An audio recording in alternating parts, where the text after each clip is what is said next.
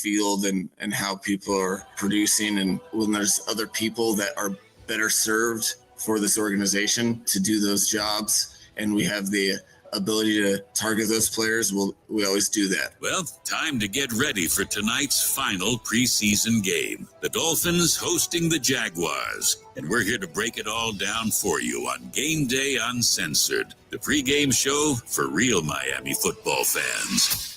Tobin, Solana with Omar Kelly on FM 104.3 WQAM, Miami sports leader. Gameday Uncensored on FM 104.3 WQAM is brought to you by Edmore Sawgrass Buick GMC. Catch massive savings on over 22 acres of new Buick and GMCs at Edmore Sawgrass Buick GMC. Get backed by Morse and visit EdmoreSawgrassBuickGMC.com. And welcome on in, everybody. It is Game Day Uncensored here on 104.3 FM WQAM. Brendan Tobin here alongside Alejandro Solana. Brittany producing for us here today as we will get you ready for your final Dolphins preseason game, a preseason finale against the Jacksonville Jaguars. How you feeling, Solana? How we doing? I'm feeling good. I wish it was week 1, but we get the starters or the healthy starters today at the very least. So I'm good. I'm excited for kickoff today, Tobin, and we're only 2 weeks away, bro. 2 weeks away. We're so close to football. We have this is really the last week. I know there's like some college nonsense going on, but this is the last little rundown that we got to get, and then we finally made it. An off season that has been full of a lot of tumultuous topics and hot seat and pissed off fans. Once we get to week 1, that glowing, beautiful football gets here.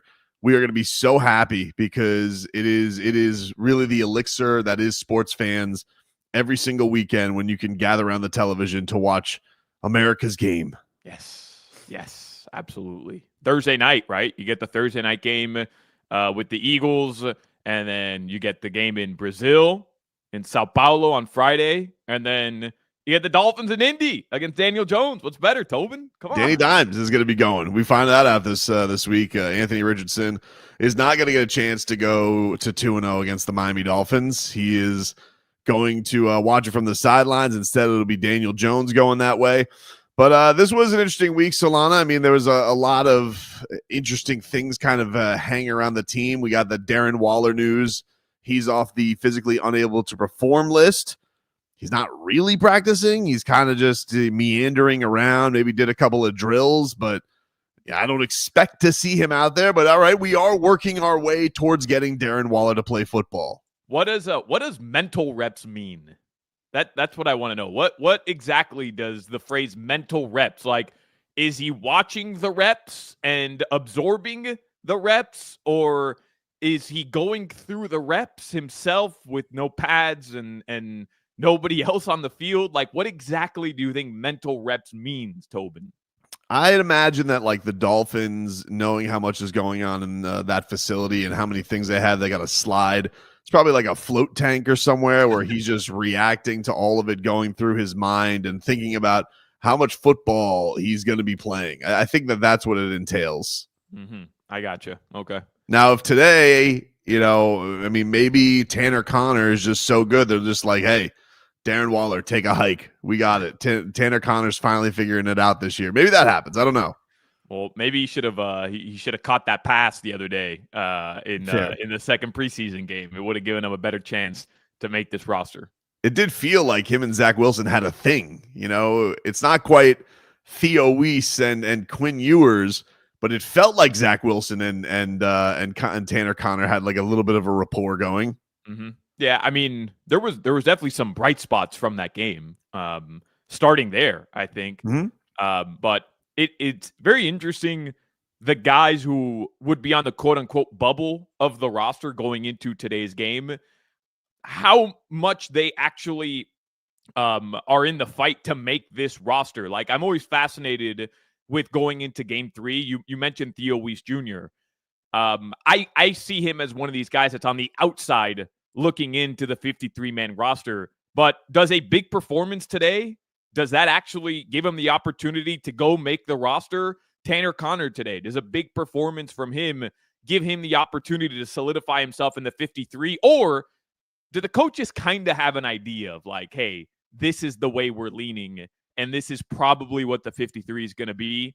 And one, quarter or a couple possessions, a couple plays doesn't necessarily mean the difference between them on the outside of that bubble, now on the inside of the bubble.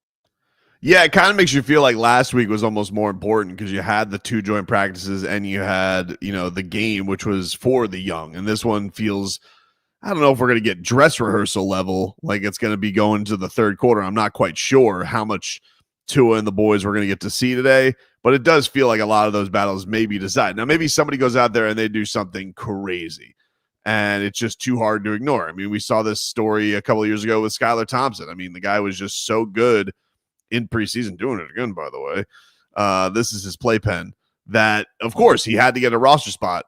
This one is going to be interesting. I don't know if there's necessarily as many sexy spots that are available. You mentioned the wide receiver battle. That's probably one, and maybe there'll be some chances there today because, there's no Tyreek Hill.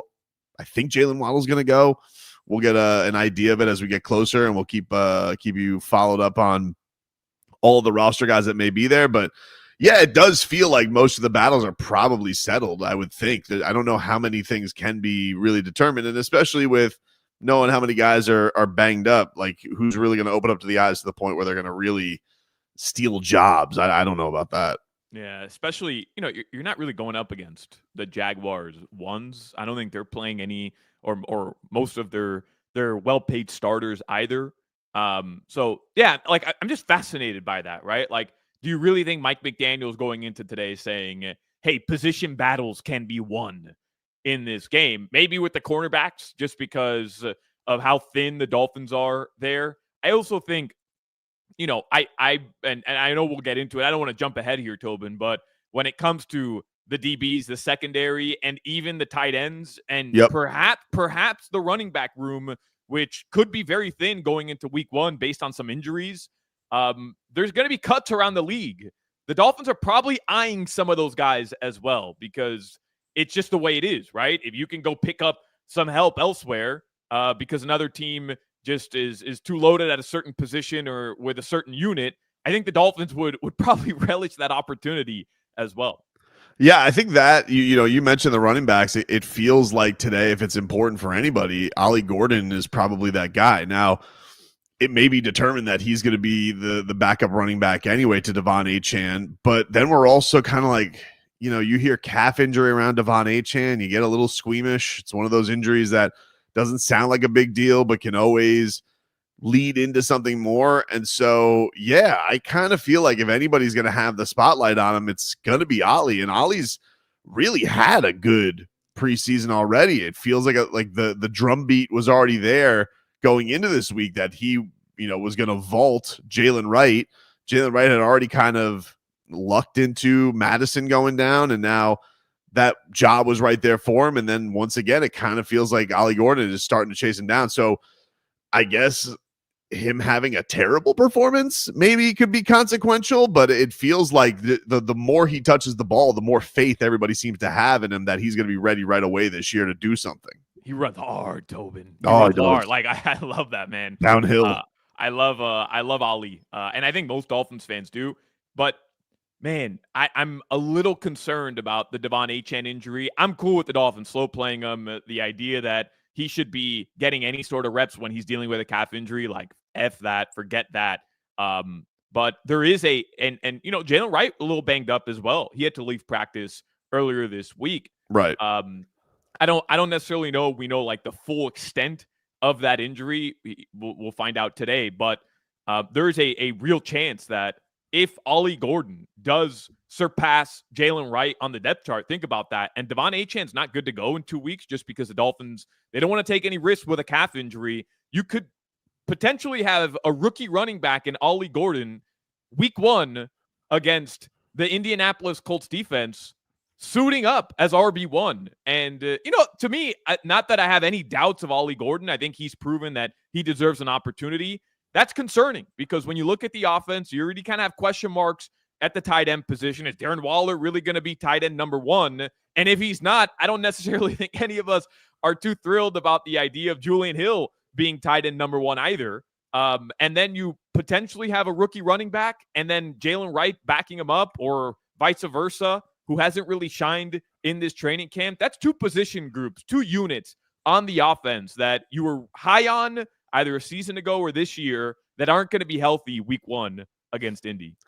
Yeah, and I think the thing that you look at it is so much has been made this season about, hey, we're going to be a more balanced team. You know, we've kind of overdone the physical thing. We've gotten crazy about it, and I get why it's been a theme, but you know, one of the bigger things is just, can the Dolphins become a more balanced team again and not just be so pass reliant, so obvious to figure out?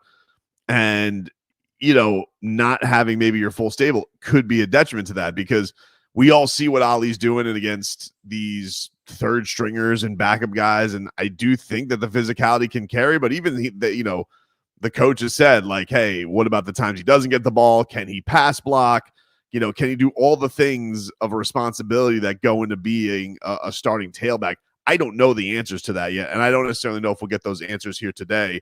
But he has impressed. I mean, there's no other way to slice it. He's been really, really great. So we got a lot to dive into here on Game Day Uncensored. When we come back, we'll get into this backup quarterback battle, because it feels all the way over. Should it be?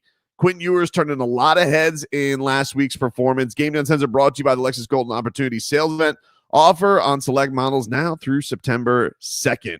We'll take a break. More Game Day Uncensored. Tobin and Solana here with you all the way up until kickoff. Omar Kelly going to join us around 6 today. We're back with more on 104.3 after this.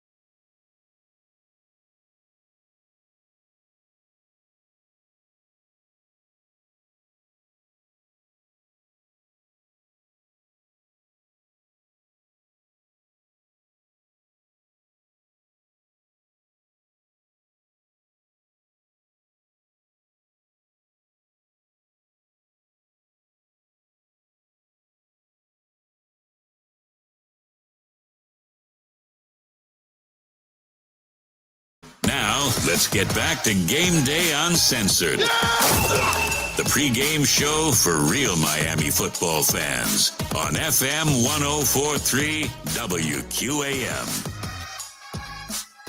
And welcome back, everybody. It is Game Day Uncensored here on 104.3 FM, WQAM. Brendan Tobin alongside Alejandro Solana as we get you ready for Dolphins, Jaguars, the preseason finale over at Hard Rock Stadium. Your first drive over to Hard Rock Stadium. We're hearing these FM speakers for everybody, so shout out to everybody listening to us on the FM dial. It's great to have you along here, and it's a dress rehearsal for us, too. Gutland has thought, you know what, let's throw them on for another hour. We were told it was going to be 2 hours for pregame. He goes, you guys need a dress rehearsal. So we were getting an extra hour. We'll be bringing this to you, of course, during the regular season. 4 hours of pregame coverage for you every single week to get you ready for Fins football and whatever else is happening along in the football world. By the way, did you see that? You see this Mike Vrabel, this idiot? Everybody's talking about the Patriots like they're going to sneak behind the Dolphins. He's lashing out because of rats in the organization. No, the thing I've been concerned about with Mike Vrabel, we've been talking about it all week on our show, is that he loves carrot cake. Like his go-to dessert, his go-to birthday cake is carrot cake, which just is fascinating on so many different levels. But no, what happened with rats in the organization? Oh, he was upset about Jalen Polk apparently had some injury and that the injury details leaked. And he's like, I'm going to find out who the rats are in this organization. I'm just like, he sounds like a maniac, like just typical Patriots paranoia, which is already going through. And I just found it adorable because everyone's like, oh yeah, this is the team that's going to take the leap this year. And this guy's being a maniac about rats in his organization already. Bro, you know what I don't like though? Because he's like football only guy. Like, Don't talk to me about anything else. Football. Yesterday, I don't know if you saw this, Tobin. He walked out with Morgan Wallen. At the concert. At his concert. You know how like Morgan Wallen came down to Hard Rock Stadium? I think it was Jason Taylor and who else was it bringing? Like Matthew Kachuk or something. Like that was it. Yeah. First night because I was there. Right, yeah. And yesterday Mike Vrabel walked out with him wearing like a jean button down. And I don't know, it just makes me a little uncomfortable because if he's out there like with Morgan Wallen, he's like having fun and it's not football. Like he must feel really good about his team, Tobin, right?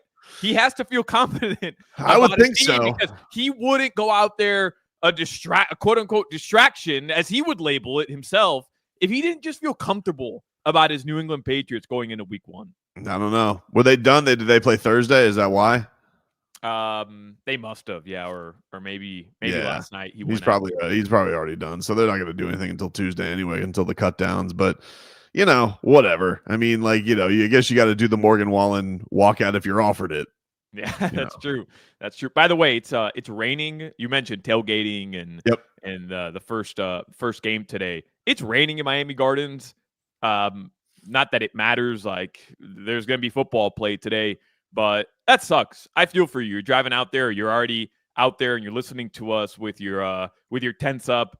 If it's raining, ruining that first preseason tailgate, like it kind of sets the standard. You don't go all the way. Like you don't get like the custom made tablecloth for preseason game number 1.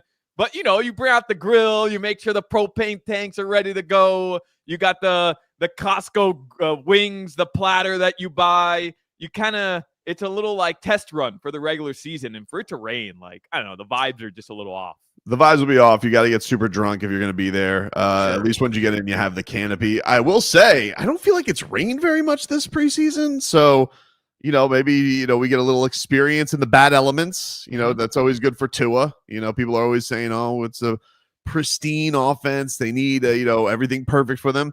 So if you have a day where like there's some crazy weather in a preseason game, maybe that's good for them, All right. I can buy into that. We'll make some lemonade out of this. I don't know. Yeah, I can buy into that. Doesn't make your guys' experience any better if you're going to the games, but you guys are hardcore fans anyway because you're going to a preseason game. That's a very, very good point. Plus, you got the roof.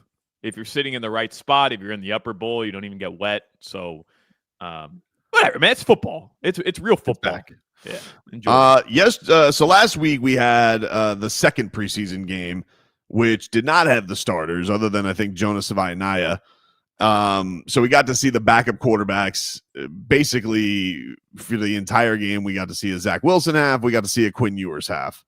This was Mike McDaniel. This is what he had to say afterwards, because I thought Quinn Ewers, I thought he played better than Zach Wilson. I understand that, he's going up against 3s and 4s and guys who will be maybe, boxing things at Costco, but I just like the way that Quinn Ewers looked. I thought it was a huge bounce back from his stinker in game 1. Here was Mike McDaniel on his backup QBs. Well, I'm definitely not going to overreact to results, considering I talk about the process all the time. So I would be speaking against my own. But I think the biggest thing is that guys, you find things to see if guys can improve upon. Both those guys have done a great job, and Tua's led the way. So I'm not concerned about that at all. I think the most important thing is that we continue to improve and always do what's best for the team when push comes to shove. So guys are going to keep working, and we need them to have their best next week. There you go. Well, it appeared the word was at joint practice this week, and again, we'll have Omar join us in the 6:00 hour today. He was boots on the ground for the joint practice, but the word was that Quinn Ewers didn't get a lot of run in the joint practice. There was not much of Quinn out there as it was, but I don't know, Solana, like, did you watch that and did you feel like I kind of like him better than Zach Wilson, or do you think this is still something the Dolphins need to slow roll with their backup quarterback spot? Because look, this was a very crucial thing for the Dolphins last year. It was a pure disaster, and we know with Tua, man, the wrong thing, and all of a sudden we're getting loads of these guys. So what did you make of the performances, and did it turn your opinion at all this past week? But before we get there, Tobin, do you feel more comfortable with the backup situation this year than you did last year? I honestly can't. I know it's hard. I know it's hard. Like, you think of last year and you just think of Tim Boyle in Seattle throwing the ball out of bounds on a play where he just had to throw it to the end zone. Like that. Those are our memories. But right. Do you feel more comfortable going into this season with the backup situation than you did a year ago? It's hard to think back, but it probably sounds stupid saying this, but I would say I probably feel better last year. Yeah, exactly. Because I figured Skylar Thompson, year 3 in a system. My last memory was him in Buffalo looking pretty good. He always lit up the preseason. So I feel like if I think back to last year, I probably was confident that Skylar was going to be able to hold down the fort, which of course he could not. So this year, I don't know if I feel better, because I really have been a big skeptic of the Zach Wilson thing since it's happened, mostly because of the money they gave him. I was like, why? He didn't even get on the field for the Broncos last year. Is he getting that simply because he used to be the number 2 overall pick? I didn't get it. But the first preseason game, I mean, they both played like absolute crap. And then this past game, they were better. They were definitely better. But I thought, but I still have like these questions about Zach Wilson where I'm like, I don't know. Like, you see the throws sometimes where you're like, ooh, and then you have the other ones that are like, ugh. That's my analysis. Tim Boyle, a great analysis. Sound effects. I think Tim Boyle, by the way, is signed, just as an aside, to the Titans. I'm on Tim Boyle watch, because if he makes another NFL roster, then this needs to be heavily investigated as to what exactly is going on with Tim Boyle. But to answer your question, Tobin, I genuinely thought Zach Wilson deserves a little bit more credit than any of us want to give him, because it's Zach Wilson, because we all remember Zach Wilson in New York. I think there was a big divide in the fan base and when they signed Zach Wilson.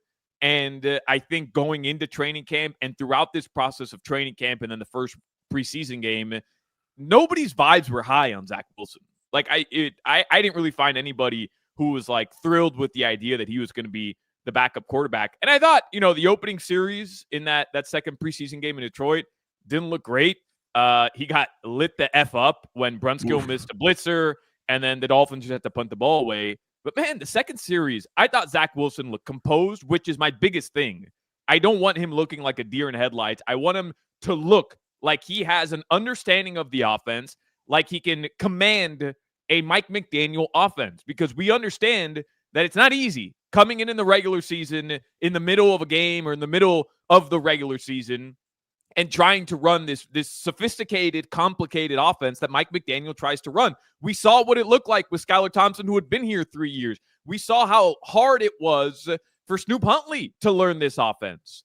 And I thought Zach Wilson, there were a couple jet sweeps, there were a couple misdirection plays. I thought he looked really good. Him and Taj Washington seemed to have a pretty decent connection. And then obviously D. Eskridge making that big comeback from literally fumbling a punt and being cut to maybe having the best performance in that game. He and Zach Wilson look to have a decent connection as well. I think he deserves a little bit more credit than even I really want to give him. And then obviously Quinn Ewers came in and looked better. So I think Zach Wilson ultimately is going to be the backup.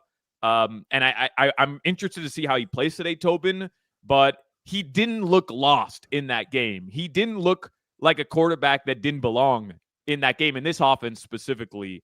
I think, I'm not thrilled with the backup situation, but I do think, there were some positives from that second game. Yeah, I think probably ultimately, look, they're going to have to keep all three of them on the roster, right? Because I do feel like Quinn Ewers would get scooped up by somebody, I would guess. I don't think that you could stash him on the practice squad.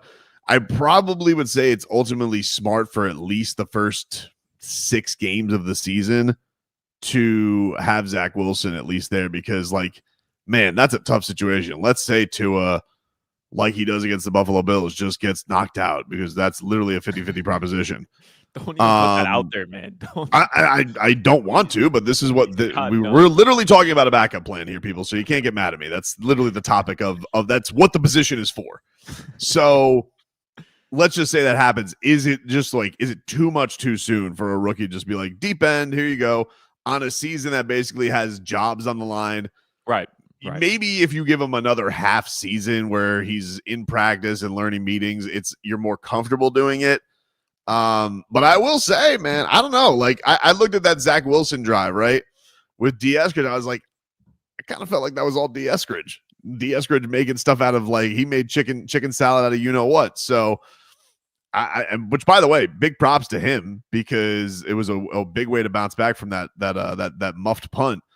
But I don't know, man. I was watching this and I was thinking to myself, I kind of felt like Zach Wilson's that Quinn Ewers has something that, Zach Wilson just kind of feels like he goes back there. It's very Jekyll and Hyde.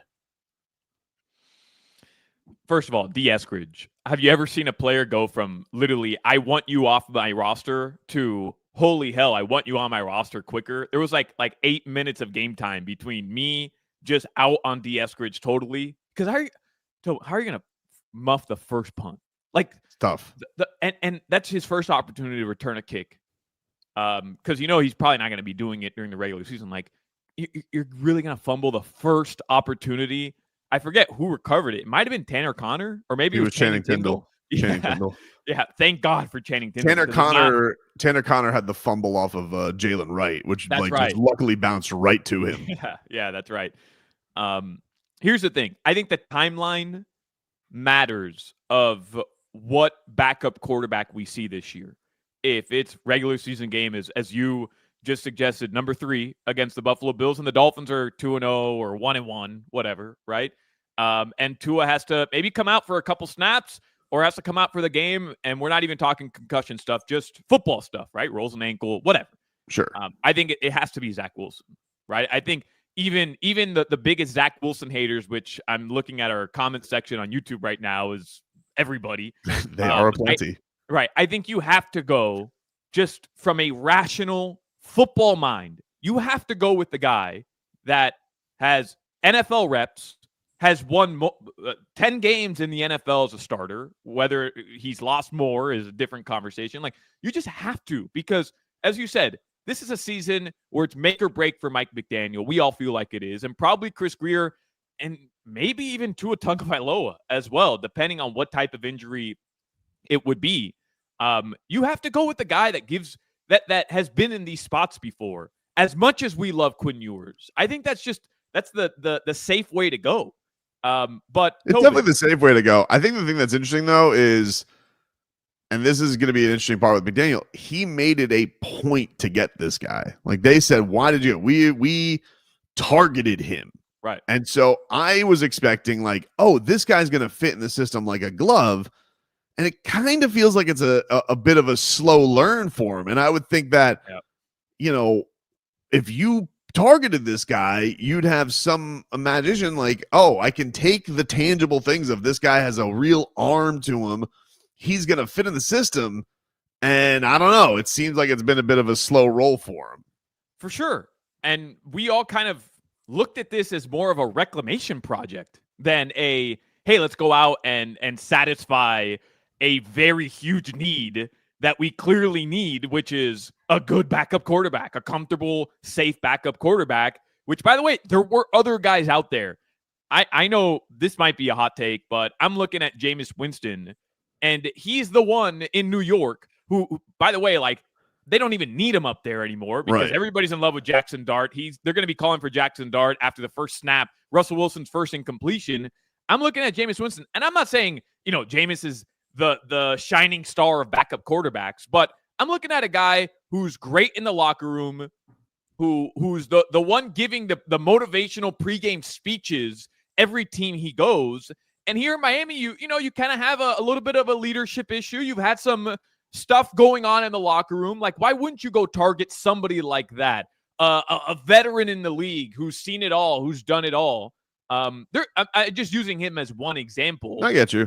Zach Wilson, like, he's had some issues himself in locker rooms. Like, I just don't think the fit was necessarily the right one. But, those were conversations for 4 months ago. The reality is he's here now. And I still think in a game where Tua goes out in the fourth quarter and maybe it's a one-score game, Tobin, against whoever, right? I just can't wrap my head around a rookie with 0 in-game reps giving you a better chance to go win that game than somebody like even Zach Wilson, who's won games before in the NFL. Whether or not we think he's suitable to start is a different question. But to come in as what a backup is meant to be, come in, win you a game, I think he gives you a better chance. I still do. We'll take a break here on Game Day Uncensored. Miami Dolphins making a splash signing this week that took a lot of us by surprise. We'll get into that. Matthew Judon is a Miami Dolphin. Why the hell did they make this move? We'll get into that on the other side. Game Day Uncensored rolls on after this. Hey, if you're listening to us on WQAM AM, it's a switch to WQAM FM now. We're right there at 104.3 on the FM side. All the shows, all the games, all the excitement, all the hilarity, and all the unexpected moments. Tune in now to WQAM FM at 104.3. Talk to you there.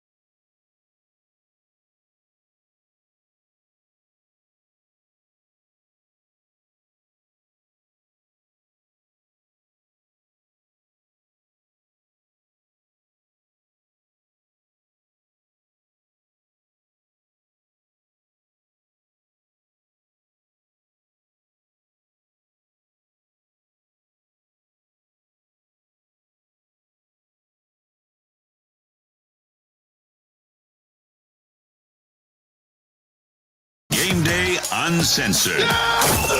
On AM 560 Sports, WQAM. FM 99.9 HD2, and always live on the free Odyssey app.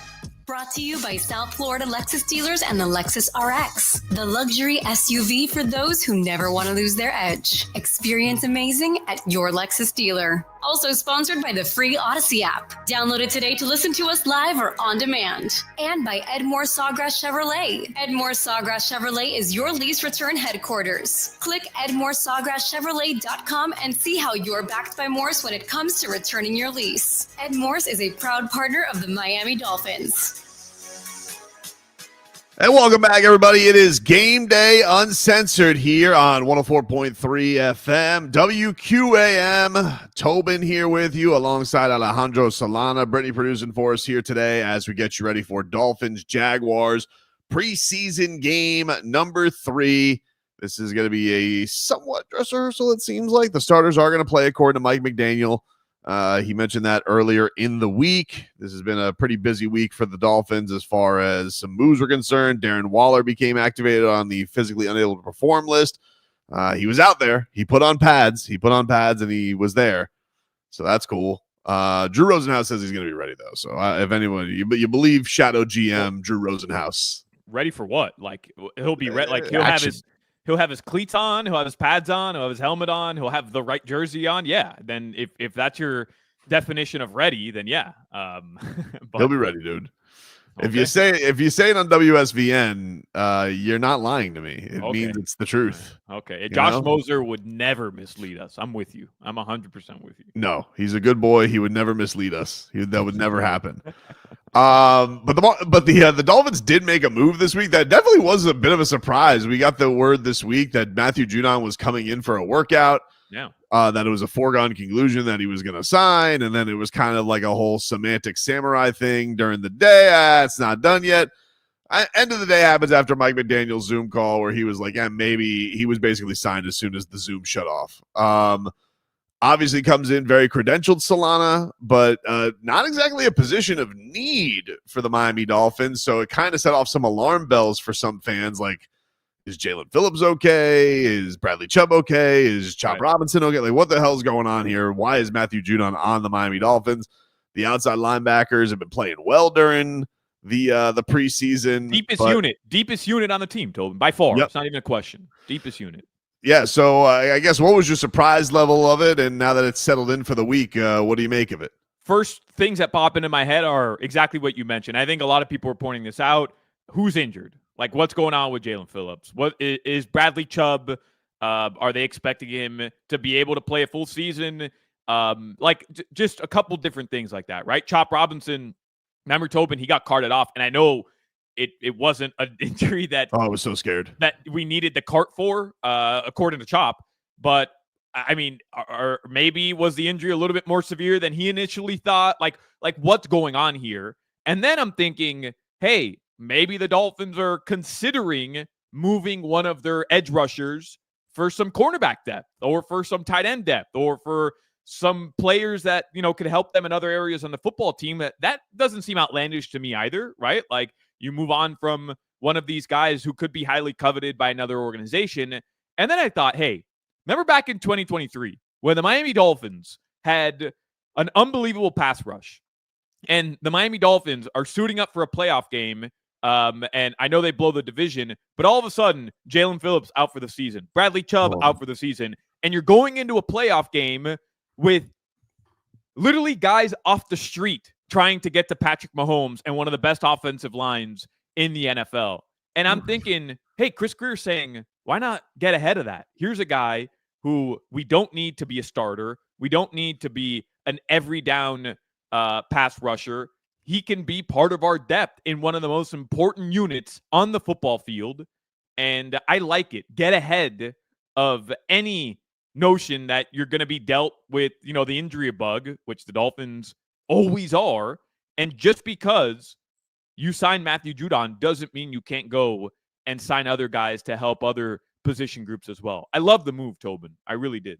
Yeah, I mean, we're already seeing this with the cornerback spot, right? Like, it's like whatever can go wrong has gone wrong with the injury front there. It feels just like every day you're at risk to going even thinner at the secondary. So, yeah, it's not like I hate the move. I think I was just more than anything. It was a little uneasiness with all the things that you covered. That's all it was. But now that he's here, yeah, I mean, even if you just go by the ramifications of, hey, we're going to take some of the burden off of Jalen Phillips and of Bradley Chubb a little bit, I think that helps as well.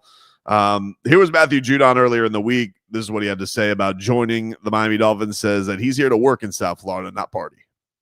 It's been all right. You know, I got a little bit of views, but mostly it's about the work. It ain't about, kind of coming down here and enjoying myself and relaxing. I had enough time while everybody was at camp to relax and view. So it's about the work I put in and coming in here and hurrying up and getting acclimated with the system, learning kind of the locker room traditions and the culture that they are building around here, and kind of just figuring out where I'm going to be, how I'm going to be, and how I'm going to play. There you go. Matthew Judon earlier in the week at practice, which is nice to hear because normally everybody comes here for Astron and vacation. He also he called himself a dog, which I love. did see that. He's like, bleep, I'm a dog, Man, if you're one of these people who buy into the notion that there's like locker room issues or culture issues in Miami, I don't necessarily buy into that too much. Like maybe there's an instance of it, but hey, Toby, you know how, Odyssey, our parent company, we're partnered with like MGM networks and all these like different radio companies, and they keep trying to collaborate on the 104.3 WQAM Instagram with us from all these national shows. It's quite annoying. I got to be honest with you. Yeah, and anytime they talk Dolphins, they clip it, and all they talk about, I'm talking about multiple shows. You can go on the 104.3 WQAM. Can we uncollaborate them? Is that a possibility? Yeah. Are we allowed to do that? Can I uncollaborate? Because that, what that drives me nuts? That drives me nuts when they do that, and they all. By the way, this is Gameday Uncensored. So, this is. Can we also do that? Like when they hack our podcast feeds and put shows on there. That's another thing that I love when Odyssey or any corporation does that. Yeah, love it. And I know audiences love that too. They love to be hoodwinked into shows and content. And I know we'll be seeing a lot of that during NFL season. But here's the problem. Here's the problem. Most of these people, the national members of the media, aren't actually paying attention to what's going on day in, day out in Miami. They're just going off of the off-season narratives, and they're going off of like the social media chatter.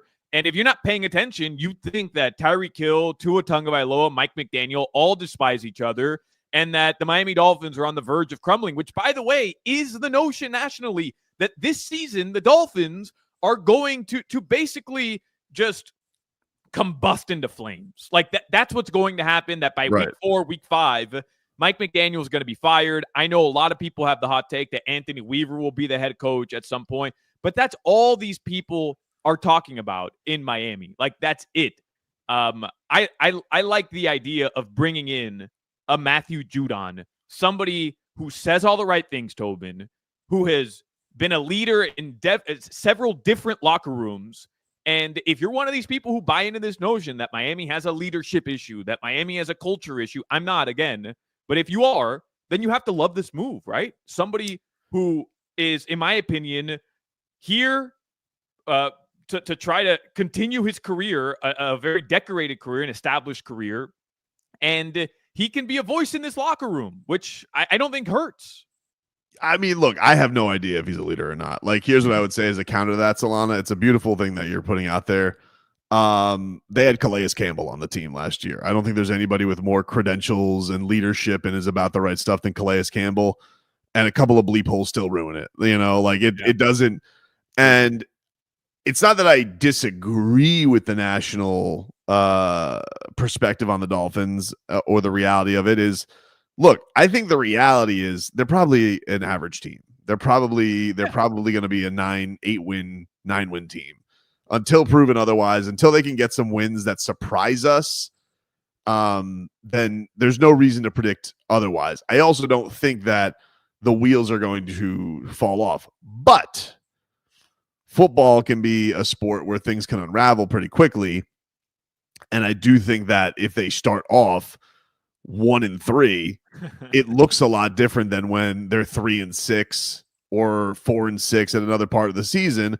So that pressure is going to mount, and then your fans are going to get angry and they're going to ask for some kind of action. And how long does it go before Stephen Ross feels like there's a move? I don't know what the right answer to that is, but I do think that the notion of how the last years have gone, it does make everything for this season very, very fragile, and it puts everything under a microscope. I don't know if Matthew Judon solves a leadership problem, but I do think it does add talent, and it didn't cost them anything. So why not? It was just, it was just a little confusing, I think, because we all looked at the pass rush room and we're like, oh, that doesn't seem like it needs any depth, but they thought, no, it does. So it was just one of those things I didn't understand from the get-go. It's not something I'm criticizing. No, for sure. I get it, because we all saw Matthew Judon like, hey, what about cornerback depth? Right. What about tight end depth? But I don't think there's anybody. I don't think there is anybody. That's the thing. Like, who do you go out and who do you get? And I'm still holding out hope. I'm hopeful that the Dolphins are going to be able to kind of grab somebody from one of these cuts that's coming up. Like, I still think that's the play. And as far as, what you're saying, if the Dolphins are 1-4, Tobin, man, if they have to win the first game. You can't lose to Daniel Jones. We'll have time to preview that. But if they're 1-4, something has gone wrong. Like, Tua's gone down, or Tyreek and Achane aren't available.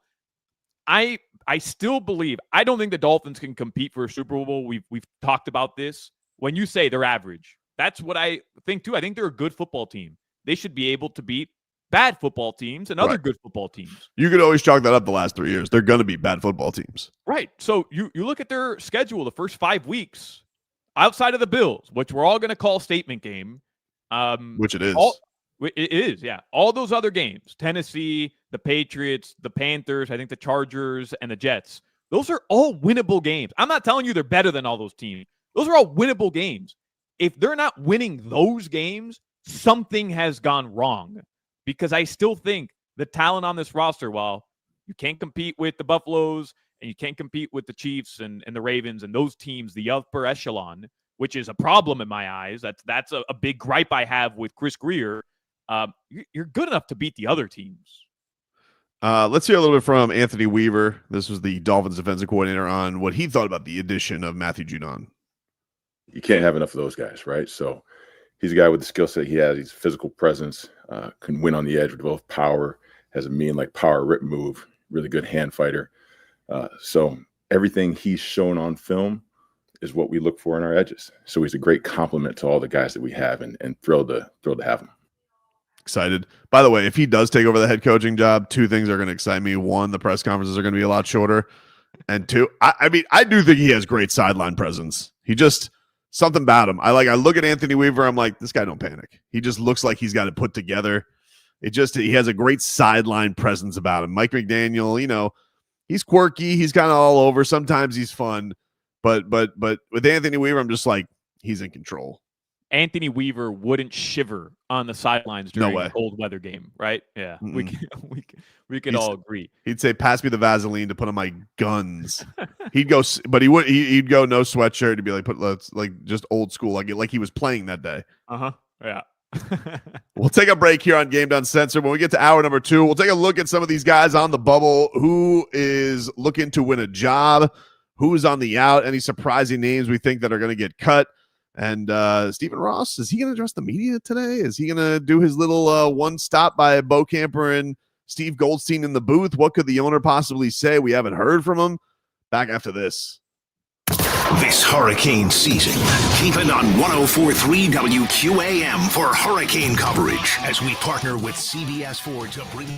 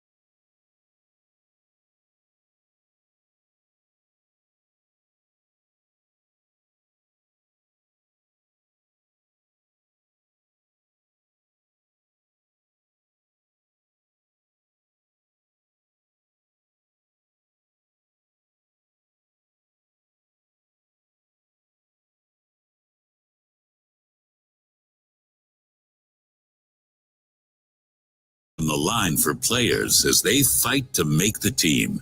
Running back, quarterback, among others. Darren Waller is back, activated off the PUP list. Also, new faces, including linebacker Matthew Judon.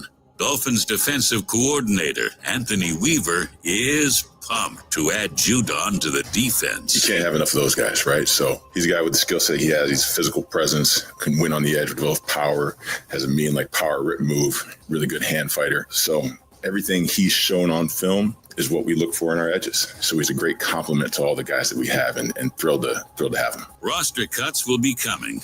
Mike McDaniel says there's one goal. With the Miami Dolphins, our opinions come from the field and how people are producing. And when there's other people that are better served for this organization to do those jobs, and we have the ability to target those players, we always do that. Well, time to get ready for tonight's final preseason game. The Dolphins hosting the Jaguars. And we're here to break it all down for you on Gameday Uncensored, the pregame show for real Miami football fans. Tobin, Solana with Omar Kelly on FM 104.3 WQAM, Miami sports leader. Gameday Uncensored on FM 104.3 WQAM is brought to you by Edmore Sawgrass Buick GMC. Catch massive savings on over 22 acres of new Buick and GMCs at Edmore Sawgrass Buick GMC. Get backed by Morse and visit EdmoreSawgrassBuickGMC.com.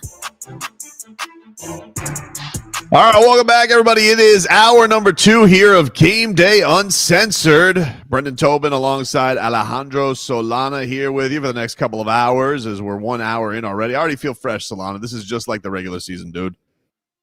I'm feeling it. Yeah, you're ready to go, man. I could tell. You're in mid-season form, Tobin. Fired up. I can't wait to tune in. See Cunha on the sidelines. Steve Goldstein and Kim Bokamp are getting us ready for all this.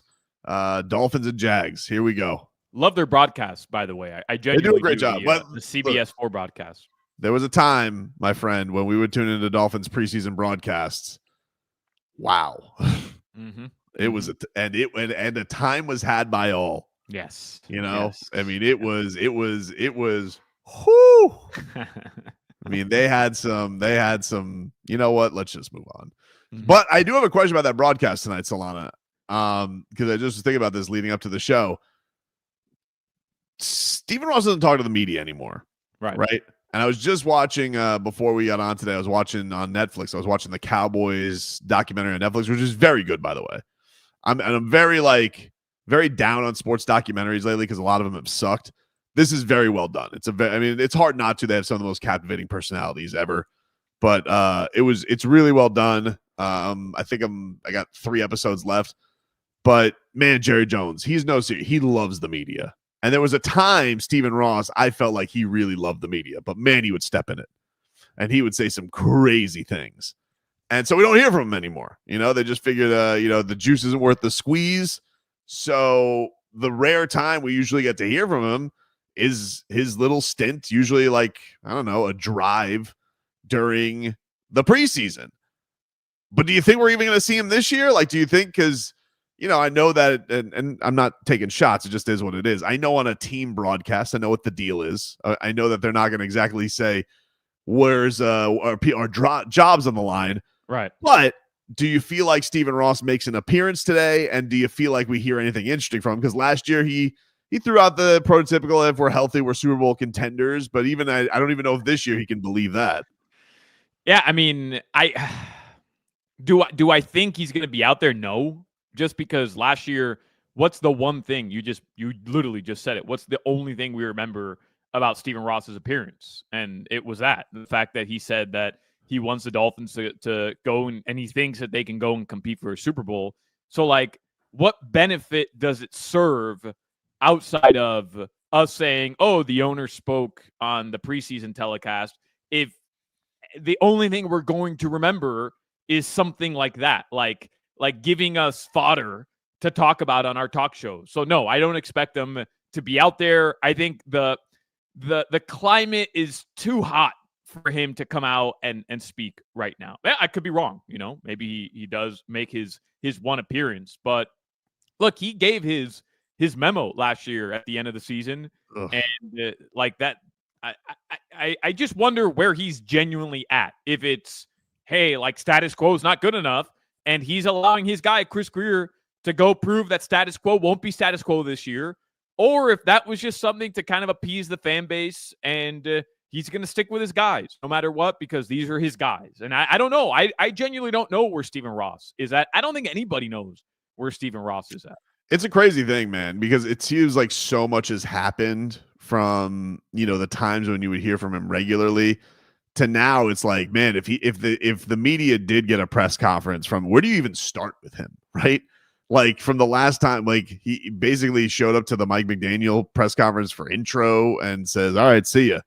But like in the meanwhile, we've had like a coach who sued the league. We've had tampering thrown down on the Miami Dolphins. We've had, did they go after Deshaun Watson? All these crazy things that have happened. So I don't even know where you begin if you have a Stephen Ross press conference. But let's ultimately, if we just brought it into the present day of, forget all the controversies aside, is he good with where the team is at right now? Like, does he believe in these guys? Because when he gave out that statement after the season ended yesterday, and then Mike McDaniel and Chris Greer had their press conferences, and I was like, did he really if I was the owner, I would have waited to hear their press conferences. I feel like my tone would have been different in that statement of believing in those guys, because I felt like I came away from that press conference never having less faith in those two to fix things.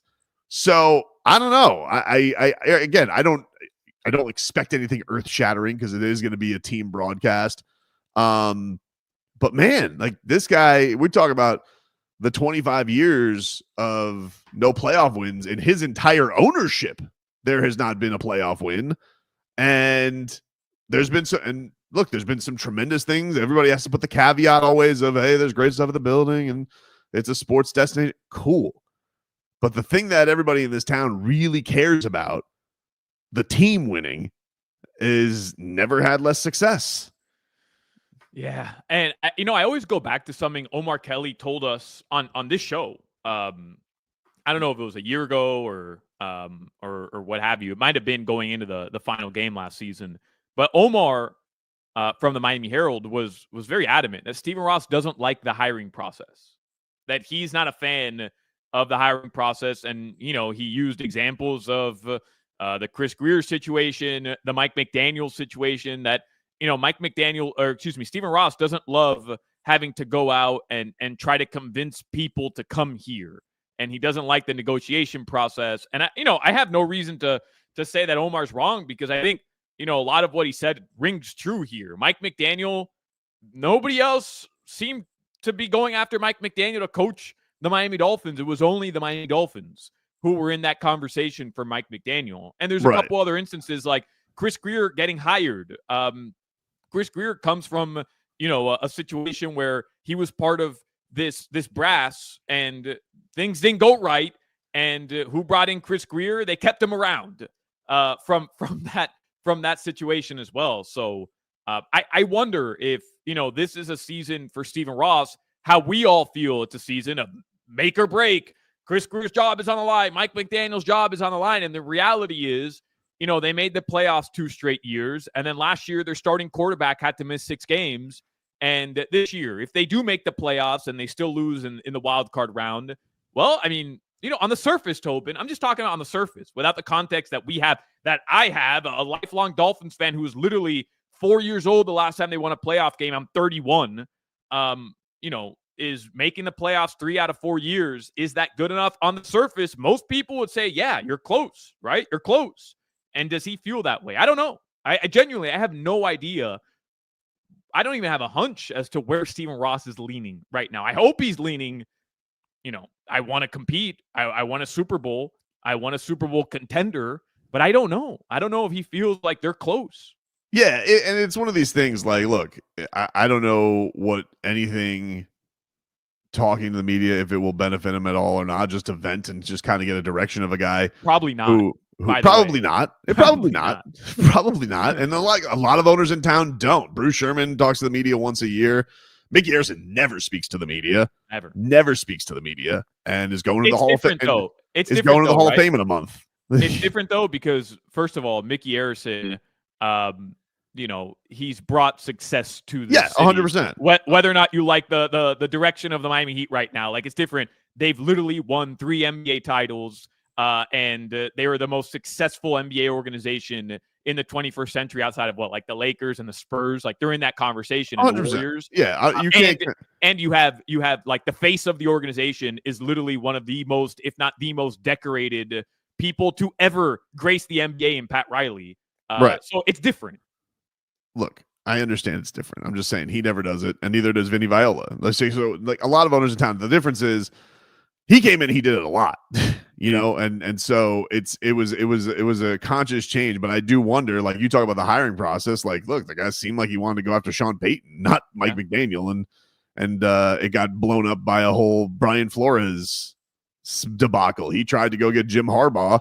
Right. We all tracked his plane before we even knew that was a thing. We followed that on Twitter, and he had to give an "I'm sorry" contract. So I kind of understand in some regards why there was some shell shock of going after people nobody wanted, because whenever he's gone after somebody he's really wanted or everybody's wanted, it always seems to blow up in his face. Right. It doesn't just not work out. It ends up like with some sort of ramifications. Right. And a black mark against the franchise. It's crazy. All right. So tonight in this final preseason game, is there a biggest battle? Is there a bubble guy, Gub 2 that you're looking at and you're like, I'm going to see if this guy can win a job here on this 53-man roster? They got cut down day coming up on Tuesday. I think based on my look over at Solana, I would say probably wide receiver is like the most interesting battle of guys that have a lot of there's a lot of talent there. It seems like on the back end of it, but I don't know how many guys they keep. Typically 5, right? 5 would be the magic usually number there. 5, 6. Like last year was weird because they only had 4 on the first 53, but that was because Craycraft was hurt. OBJ was on the pup. OBJ was going to come back. Yeah. Ezukama started. So last year's 53 was a little bit weird. And like I was looking back at it this week, and like they didn't have a long snapper on their initial 53-man roster. Remember Blake Ferguson was cut for like 2 days, and then he was back, and then the Dolphins went through 9 long snappers last year. We were the only ones following the long snapper beat. Like we were very, very in tune on the long snapper beat. Who do you think? I want to start with the wide receivers, Tobin. Who do you think are the locks? So Tyreek, obviously, and we're not expecting Tyreek to be on the pup. Right. We just to start the season on the pup. We're just expecting him to be dealing with an oblique injury, and he should be back. I mean, we'll find out. But Tyreek for sure. Obviously, Waddle. Nick Westbrook-Akine is going to make the roster. They went out, they got him, and then I think Malik Washington. Agreed. Is the 4th. Like those guys are locks. I think we would all agree. Yeah, and I would say, man, if you're going to go with a 5th, it feels like D. Eskridge has had the best performance. I mean, Taj Washington they drafted. He's younger. D. Eskridge is 28. They can keep him for special teams purposes too, right? Like they can keep either of these guys for special teams purposes and still technically be on the 53. Like is that? I definitely think that D. Eskridge's return ability probably gives him an edge. I would definitely think that gives him an edge on that. Washington, I think the thing with Washington, you're probably Taj Washington, right? Is how worried are you that he's going to get scooped up? And I don't know. He was on IR last year. He's kind of flashed in both of these games, so I don't know. I don't know how much people are like, oh, we're going to go scoop that guy up. If they have a lot of fear of that. I feel like he's going to be one of those guys that they feel like they can get on the practice squad. And then Theo Weiss has looked really good with Quinn Ewers, but again, like, you're not going to be able to stash him on the practice squad. So I think if a 5th guy is going to be locked in, it feels like D. Eskridge is probably the favorite there. He's had the best, and look, it's not fair because I think Taj and Theo Weiss all deserve credit. Like all those guys have had their moments, right? Whether it's training camp, from all the reports that we're reading from the beat writers who were there day in, day out. And, they've had their moments for sure, even in the preseason games. But I don't think anybody has had a better, campaign or a better moment in terms of production than D. Eskridge, literally, right? Like in that second preseason game, he was pretty much the story coming out of that game. So if it is going to be 5 wide receivers right now, I have to give the upper hand like you would to D. Eskridge. Yeah, we'll ask Omar about it. Omar Kelly's going to join us at the top of next hour, and we'll get into some more of the battles that are going on This was Mike McDaniel earlier on in the week, and this was him on the battles that are going to be part of today's game. That's not the case in the parity that is the NFL. So watching guys take all their training and apply it in a moment of truth, so to speak, that's what I'm looking for. And they know that I'm pretty direct with all of that. So I'm looking for us to have a much better technique and fundamental day than we did in our last joint, which was an improvement from the joint before that. Beautiful. Always well and concise, Mike McDaniel. Appreciate you, dude. The shortest Mike McDaniel clip ever. I think that was part of probably like a 4-minute answer, if I do recall. You had Stink on this week. You had Mark Schlereth on this week. He had some thoughts on the Finns. Yeah, I thought his thoughts kind of resemble a lot of what nationally people who are not trying to troll and clickbait, like what they feel about this Miami Dolphins team. And, I thought it was a very good look at, the Dolphins and what their issues are moving forward. All right, we'll hear those thoughts if you missed them from Mark Schlereth earlier this week on Hockman, Crowder, and Solana. We'll bring you that. We'll get to some of the sound bites of the week and lots more to get to here on Game Day, Uncensored on 104.3 FM, WQAM. Back after this. WQAM broadcasting live from the Ed Moore Sawgrass Auto Mall Studios. Shop massive savings on a massive Chevy inventory.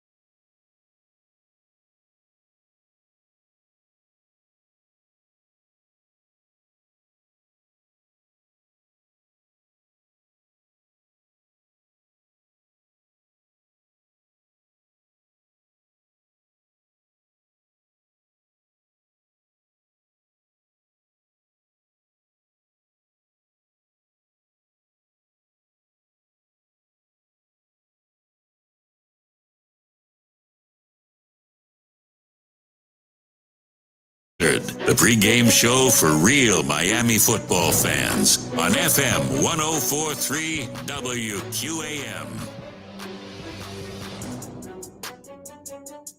Welcome back, everybody. Game Day Uncensored here with you as we take you up until this final preseason game, Dolphins and Jaguars over at Hard Rock Stadium. Omar Kelly's going to stop by, Miami Herald, Miami Dolphins columnist. He'll stop by in about a half hour's time, and we'll get his thoughts on this preseason finale and an overview of training camp as they had their last open practice. That's in the books. They will cut down their roster to 53 on Tuesday, and then we can start winding up and getting ready for week one of the season. So we are looking forward to that, and we're looking forward to being with you all season long here on 104.3 FM WQAM, our first Game Day Uncensored season on the FM dial. And so we are looking forward to that, Solana. It should be a good one. Yeah, man. I know there's a lot of polarizing opinions going on with this team, but at the end of the day, man, like you got Tua, you got Tyreek, you got Jalen Waddle, you got Bradley Chubb, you got Jalen Phillips. Like there's characters, there's talent on this team. So no matter what, like lock in, bro. Let's go. It's Dolphins season. Anything can effing happen, and no matter what, we're gonna have fun every Sunday here. That's for sure. Good or bad, could Yes, happen. We will see that. One of the things that has been interesting has been the Dolphins. They have stated that their mission this entire offseason was to become a more physical team. Yep. And we're going to talk about it. They were going to be about it. We've had practices that have gotten chippy. We've had practices that they've gotten smoked. We've seen some good bounce backs in the preseason games. So want to get into whether or not they've completed that mission, but a man who was physical in his career, his nickname was Stink.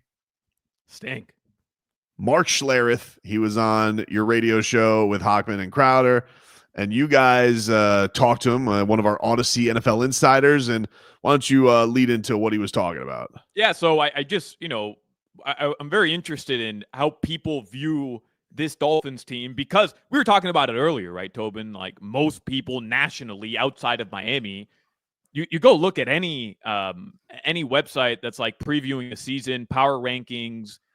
A lot of people have Pete Prisco, CBS, has the Dolphins as the worst team in the division. A lot of people that have the Dolphins winning 4, 5, 6 games this season. Their line on Vegas is 8.5, but if you want to take the under on 8.5, it's the favorite. So really, like 8 to 7 wins is ballpark range. And then there's people like we were talking about earlier that feel like the Dolphins, it's going to be a dumpster fire this year. Mike McDaniel's going to lose his job in the middle of the season. So I'm just interested in people who are not following the team on a daily basis, where they feel like this team is if everybody's healthy.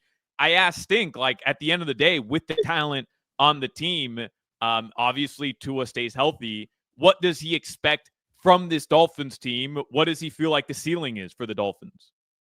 I think the issue that I get into with the passing game, and I've done some of your guys' games, is when it's in rhythm, like there's nobody better in my mind than Tua when it comes to throwing guys open or throwing into holes when they're open with anticipatory throws. He is awesome at that, on time, in holes, and giving the receivers opportunities to just make big plays. And when you have Waddle and you have Tyreek Hill and those guys, man, it's pretty amazing, right? The problem is when you shut some of those windows down, then I think it becomes a very sub-average quarterback.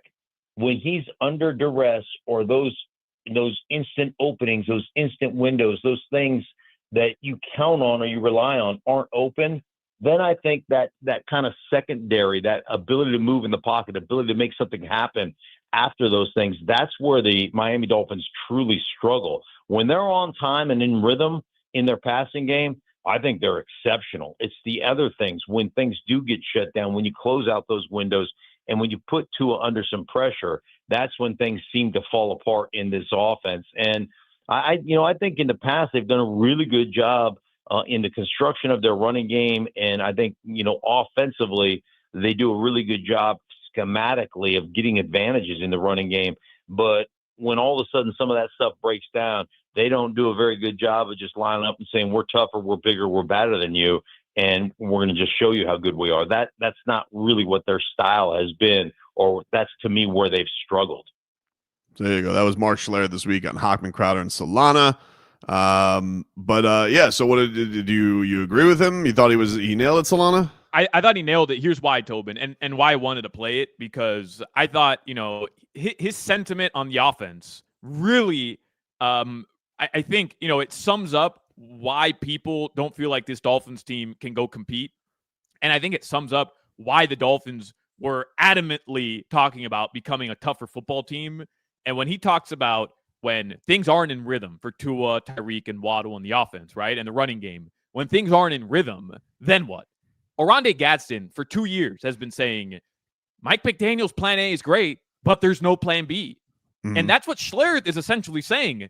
And that's what all of us take issue with, I think, more than anything with this team, is that, okay, they just took Tyreek away from you going over the top. And guess what? Maybe Waddle's a little bit banged up. Now what? Now what do you do?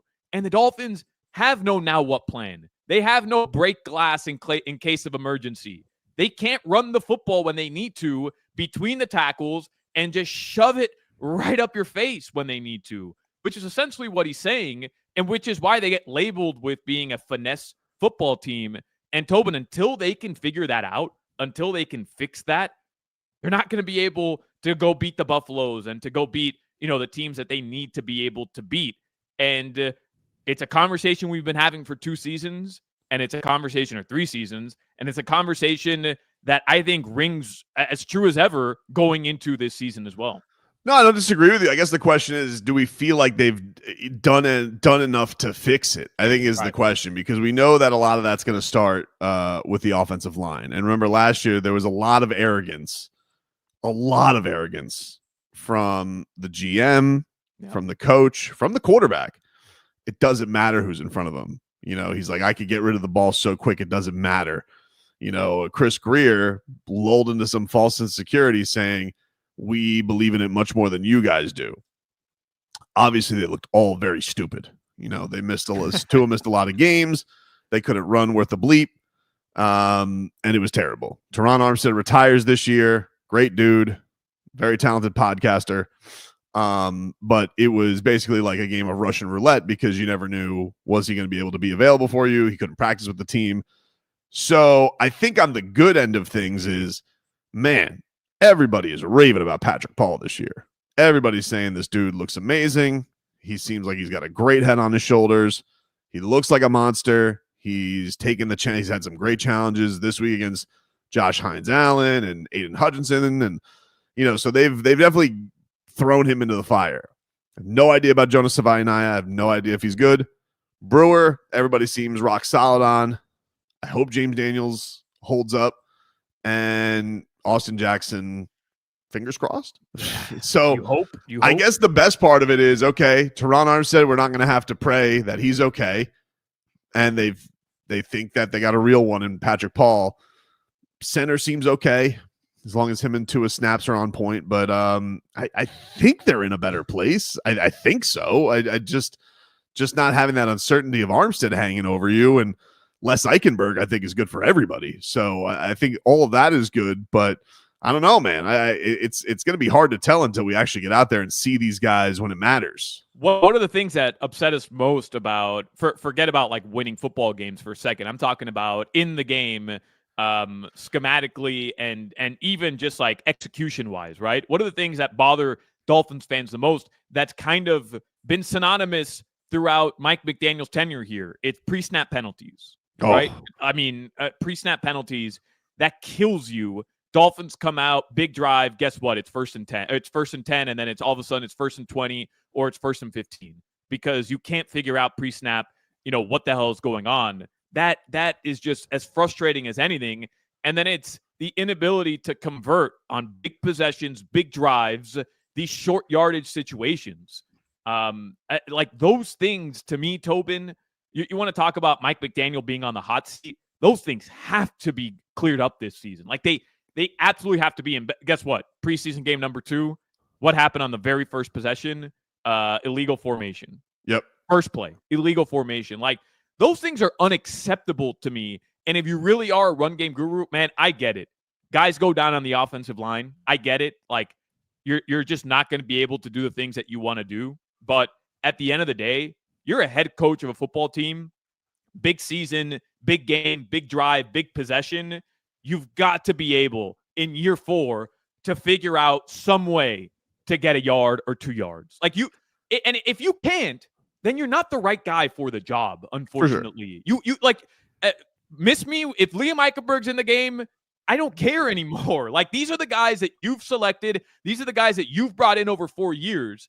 And to me, these are the most pivotal things, because I have faith that the passing game, as long as Uno's healthy, is going to look good. It's going to move the ball. I have faith in the fact that the defense, front seven, is going to, at the very least, give you a chance to be in games. Can the Dolphins eliminate pre-snap penalties and stop looking silly in games? And can they move the chains? I guess it's no more chains anymore, but figuratively, can they move the chains when they need a big possession? Because guess what? The Buffalo Bills, Josh Allen's going to put his head down and go get you that first down. Patrick Mahomes, if he needs to, he can go with his feet and go make that play. Lamar Jackson can do it. Burrow can do it. Unfortunately, you don't have that luxury with your quarterback because you don't want him to fence up. So who else is going to step up and get those yards? And it has to be as a unit, and starting from the head coach, top to bottom, it has to be something that is an emphasis this season more than anything. I will say, on the other side of it, it does feel like they kind of fortified it on the defensive side, like, really well. Like, all of those young defensive linemen look really impressive. All look really. I mean, obviously, you have a lot of expectation for Kenneth Grant, who looks like a monster. I mean, he just it seems like every game I've seen, like, oh, there's 3 guys on him, but he gets through them and is chasing down a running back. He looks very impressive. Very, very impressive. Zeke Biggers, I feel like, making a lot of flash plays. And, like, these are not things that I feel like are noticeable a lot. And I'm like, I feel like I'm noticing Jordan Phillips. I feel like I'm noticing, like, a lot of these guys just doing unbelievable stuff in the preseason. And I think that's kind of exciting, is it seems like that defensive line's as deep as it's ever been. So I still think there's questions on the offensive side of the football, but it does feel like they may be a tougher team to move the football on up the middle. We obviously know what the concerns are. They're not a perfect team. The cornerback situation is definitely ripe for disaster, but I do feel like that front side of things to beef them up looks pretty impressive from the outgo of the season. Look, say what you will about Chris Grier. We all have our opinions on where the team is at, lack of success, all that. But Tobin, if things pan out this season the way that we hope that they do, you're looking at last year's draft being, for the most part, very successful. And there's a big possibility that this year, right? Like if you end up getting, I don't know, Jordan Phillips ends up being an impact. There's a couple different guys, right? Ollie Gordon ends up having an impact on the team. Obviously, Kenneth Grant has an impact on the team. Like, these would be successful drafts for the Miami Dolphins in consecutive years. Bro, Chop Robinson maybe has the potential to be a Pro Bowler. Patrick Paul has the ability and is going to get the opportunity this season to prove to you that he was a great pick in the 2nd round. Malik Washington last year in the 6th round. Taj Washington, if he makes the team as well. Like, these have been, I'm not saying they're the best drafts ever, but they've been solid drafts. At least maybe so, but I think that it's like what Cap for Life says in the chat. He says he's on borrowed time. I kind of agree with that. And yet I still feel like he won't get fired. I feel like this guy's Teflon. It's amazing. Keys to the game are brought to us by Edmore Sawgrass Auto Mall. Shop exceptional Cadillac offers now at the 3-time Cadillac Dealer of the Year. Edmore Sawgrass Cadillac. Visit EdmoreSawgrassCadillac.com. You're always backed by Morse. For today, Solana, like, what do you want to see? Just a good sustained drive early on from the starters? Is that your biggest thing for today? Yeah, if the starters are playing, come out, and that first drive from Tua in that first preseason game, it looked fine. I wasn't as high on it as other people were.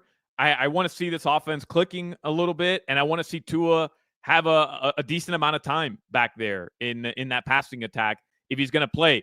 I don't know if Tua, how long he's going to play, but Tobin, I'm expecting more than a drive. I'm expecting at least a quarter for Tua Tagovailoa today. I think this is like the dress rehearsal game. We've called it since the very beginning. Only home preseason game. They'll have 2 weeks off. Just look poised and look like you're in command in this drive. Give us something to feel hopeful about going into week 1. Agreed. I think all that's on play for today. No We'll take a pre-snap break. penalties, McDaniel. No pre-snap penalties. More flags, dude. We'll take a break here on Game Day Uncensored, and we'll hear some of the interesting things from around Dolphins camp this past week. A little segment I like to call Echolocation. That's next. It's hot, humid, summer. So that means it's time for Dolphins training camp. And we've got complete coverage all the way to the final cut. Updates, analysis, and more. We're on it. Dolphins training camp reports on FM 1043 WQAM. Training camp reports on WQAM are sponsored by Miami-Dade County Public Schools Technical Colleges. MDCP's technical colleges offer 60 affordable accredited programs. Day or evening hands-on training aligned with local employers. Call 305-558-8000 or visit careerinayear.com and launch your future today. Hi, Joe Zagacki here for Williamson Cadillac. Get the most out of the South Florida lifestyle in a new Cadillac from Williamson Cadillac. New models are arriving daily at Williamson. This means Williamson Cadillac is sure to have the new vehicle you're looking for. The CT4, CT5, XT5, XT6, and the new all-electric Lyriq. Get the most out of the South Florida lifestyle in a new Cadillac from your luxury dealership located on US 1 just south of the Palmetto. Williamson Cadillac. Williamson is Miami. I'm Mark Anajar. I'm Glenn Levine. I'm Ellie Anajar. Together, we're Anajar and Levine, and our team is a triple threat to big insurance companies. Don't settle with the insurance companies for a fraction of what your case is worth. We'll fight to get you the maximum compensation you deserve. That's the Anajar and Levine difference. Get your free case review right now. We'll help you take back control of your life. Call 1-800-747-FREE. That's 1-800-747-3733. Main office, Fort Lauderdale. Shift into summer at Edmore Sawgrass Cadillac and lease an Optic, only $299 a month. Click EdmoreSawgrassCadillac.com. Approved credit courtesy transportation vehicles, stock number SS 2015-78, less than 5K miles, 24 months, $39.95 down, 10K annual miles, 0 security plus tax, title fees. If you've started thinking about what to wear this fall, your timing is perfect because Macy's Fall Preview event has early deals on looks everyone will be wearing. Romantic dresses from BCBG and Avec Les Filles. Western-inspired boots and bags from Steve Madden, all 25% off. Plus, take 15 to 25% off fall beauty from Yves Saint Laurent, Estee Lauder, and Clinique. Don't wait. This fall preview won't be around for long. So come into Macy's today. Savings off regular and already reduced prices. Exclusions apply. Chevy trucks have you covered when the road takes you from smooth sailing to Chevy Colorado will eat up some of the toughest terrains with 5 available drive modes. And Silverado and Silverado HD have the muscle to take you out for some serious with multiple engine options and impressive towing. While Silverado EV is the perfect combo of performance and capability, making it a snap to hitch up this electric truck and hit the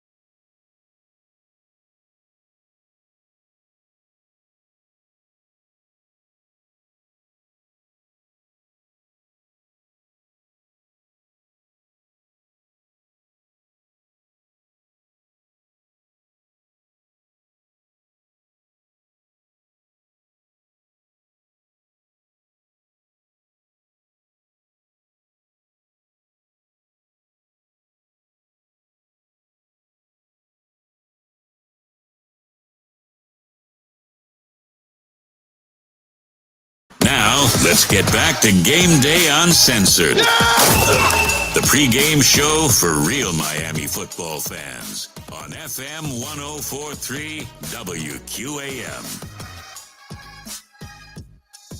Welcome back, everybody. It is Game Day Uncensored here on 104.3 FM WQAM. Brendan Tobin here alongside Alejandro Solana. Brittany Rodriguez producing for us here today. Brittany, very excited for preseason game number 3. How are the vibes for today? I'm excited, but I'm also not excited because I can't even watch the games. So why?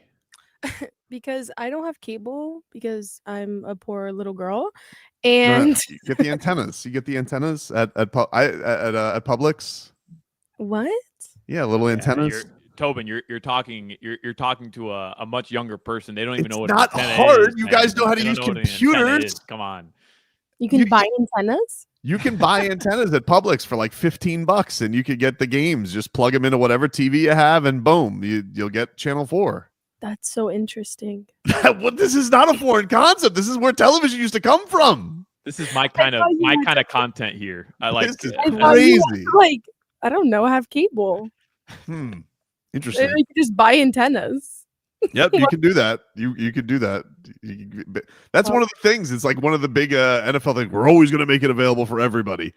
Is you just need a regular TV, except for the games on Peacock, of course. Right. You know, but I know. Well, this year, like not just this year, just in general, the NBA is doing this too now. Where like you've got to be subscribed to everything, Tobin. Like I've got to figure out every day where I can watch a football game. Paramount, Peacock, Amazon Prime, Netflix on Christmas. Like you've basically, to be a fan of a sport now, you've got to be subscribed to every single streaming service and have cable. Every single one. It's just really unfair because we have NFL ticket. Like my family has NFL ticket because they want to watch the games in South Carolina. Right. But once I put it on my TV, it's like you live in South Florida and you can't watch the games. Blacked out. So, Yeah. Blackout. Yep. Yeah. It's not fair. All right, we'll take care of that.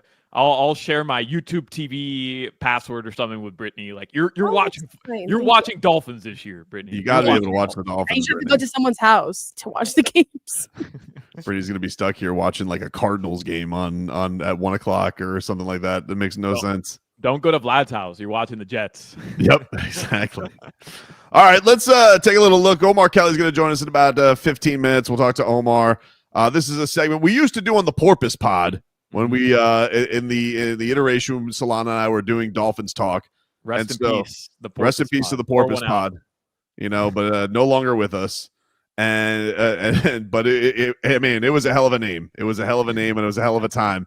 And this is a segment we like to go and listen back to some of the little grab bag of some of the things of the week said at Dolphins camp that, you know, maybe don't deserve their own segment, but together they are strong. We like to call this echolocation. It's time for echolocation. That is how dolphins communicate. It's okay to be called out as long as you change your behavior. What's 1,000 yards if it's not like a winning season? They talk, we do. Echolocation. Send it in. All right, Solana. Solana. Marino at the end, Tobin. Well done. Send it in. Send it in. F it. Send it in. All right, so this week, Aaron Brewer.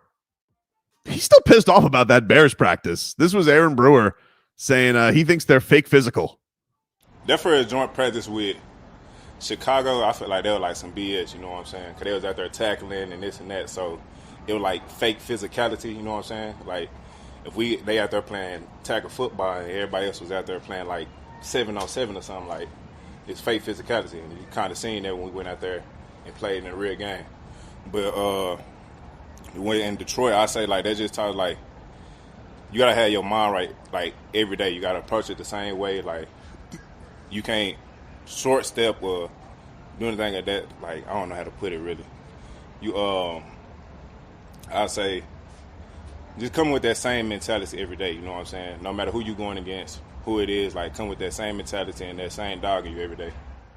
All right. There you go. Aaron Brewer, still pissed at the Bears. Calling out the Bears. I love it, man.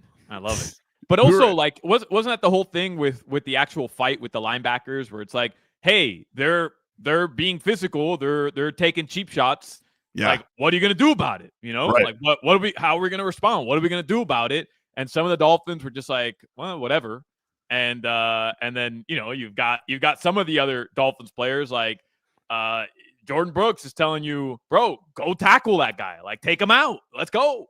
I think that's just what Jordan Brooks does, though. It seems like he lives his life just wanting to, you know, hit people hard. He gets very mad when the team plays soft. You know What I want to see from my middle linebacker, though. It's exactly how a linebacker should behave, dude. It's exactly how they should behave.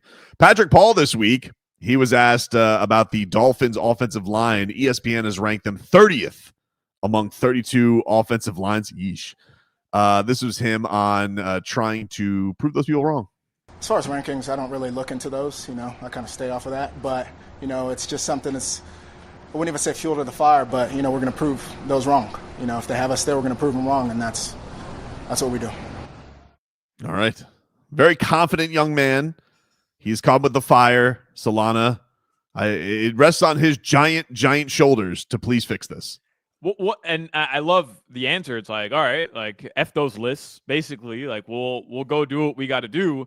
Like, what else are you supposed to say in that situation? Like, yeah, you know, our unit sucks. Like no, I mean, we're gonna go prove people wrong. I mean, that's exactly what they have to do. I feel like that's the chip on the shoulder everybody on this team should have. Every single person should have that chip on their shoulder. I would, if I was Patrick Paul, I'd been like, do they know Eichenberg's not playing this year? Do they know that?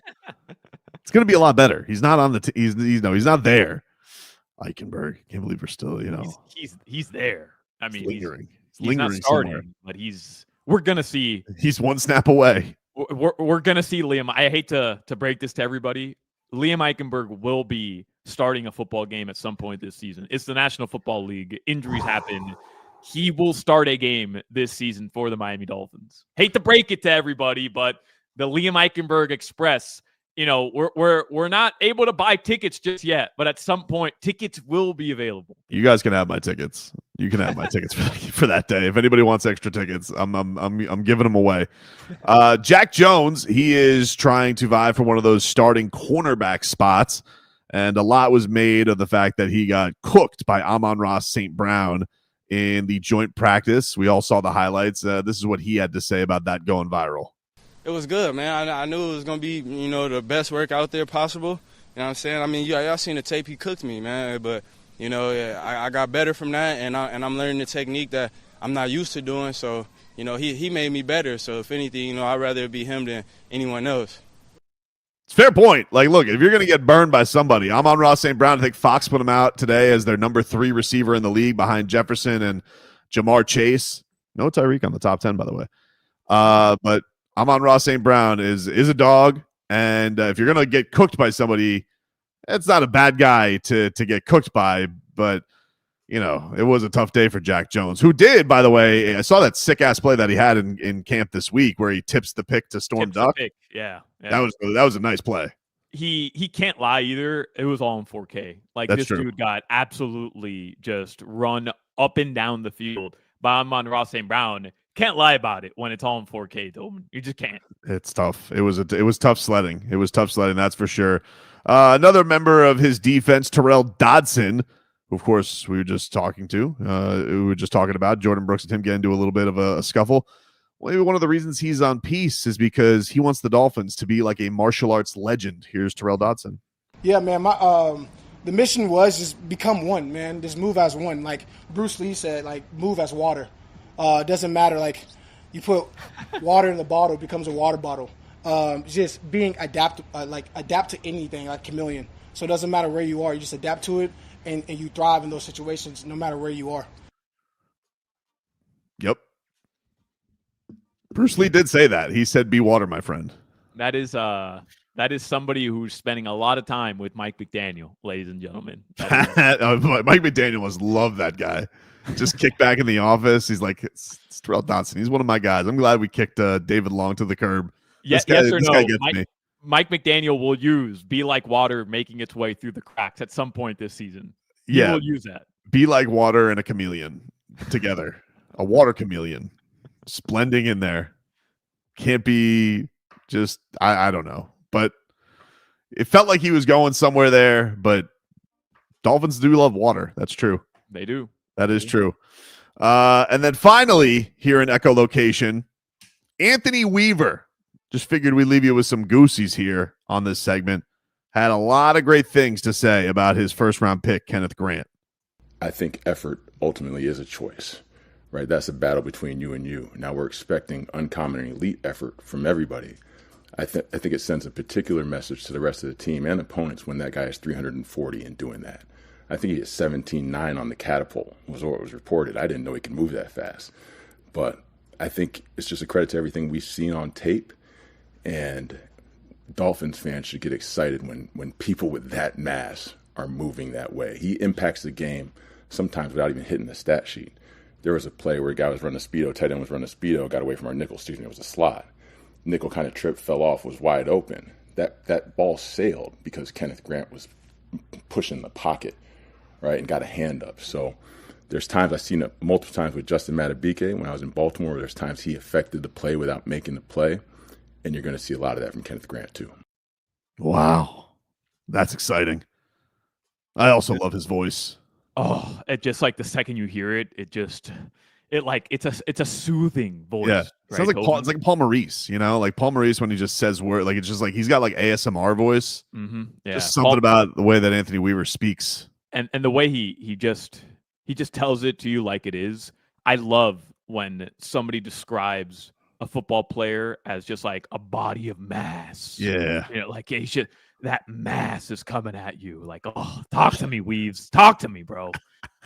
Man, another man who's going to talk to us. He's got that ASMR voice. Omar Kelly. He's going to join us coming up next here on Gameday Uncensored. Hey, we want to hear what you have to say. Text WQAM on the Kendall Toyota text line at 305-567-0560. The big one is here at Kendall Toyota. All new Toyotas on sale now with financing as low as 0% on our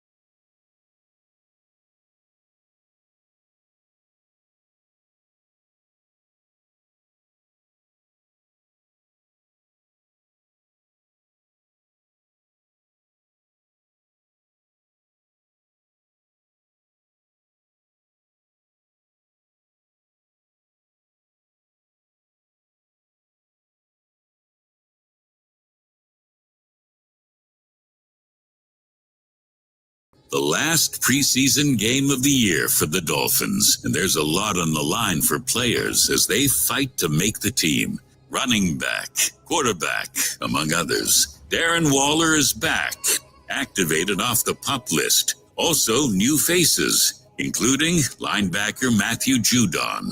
Dolphins defensive coordinator Anthony Weaver is pumped to add Judon to the defense. You can't have enough of those guys, right? So he's a guy with the skill set he has. He's physical presence, can win on the edge with both power, has a mean like power rip move, really good hand fighter. So everything he's shown on film is what we look for in our edges. So he's a great complement to all the guys that we have, and thrilled to have him. Roster cuts will be coming. Mike McDaniel says there's one goal. With the Miami Dolphins, our opinions come from the field and how people are producing. And when there's other people that are better served for this organization to do those jobs, and we have the ability to target those players, we always do that. Well, time to get ready for tonight's final preseason game. The Dolphins hosting the Jaguars. And we're here to break it all down for you on Gameday Uncensored, the pregame show for real Miami football fans. Tobin, Solana with Omar Kelly on FM 104.3 WQAM, Miami's sports leader. Gameday Uncensored on FM 104.3 WQAM is brought to you by Edmore Sawgrass Buick GMC. Catch massive savings on over 22 acres of new Buick and GMCs at Edmore Sawgrass Buick GMC. Get backed by Morse and visit EdmoreSawgrassBuickGMC.com.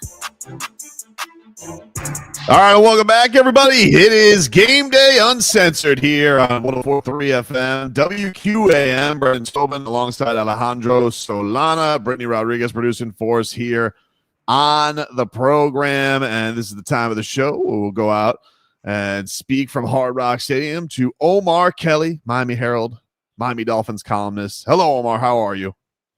I'm good, gentlemen. How you guys doing?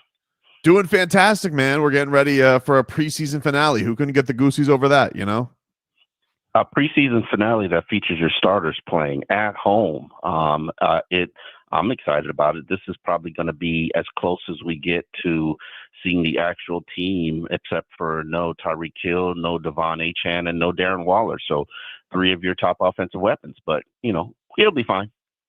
So do you think this is like a big opportunity for Ollie Gordon? Because I guess Jalen Wright got banged up this week, and this guy went from running back 4 to maybe running back 1. Like it seems like he's kind of shot up with all the guys going down.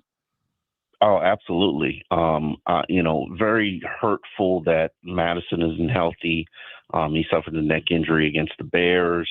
Devon Achane has been shut down because of his calf injury. Then we got Jalen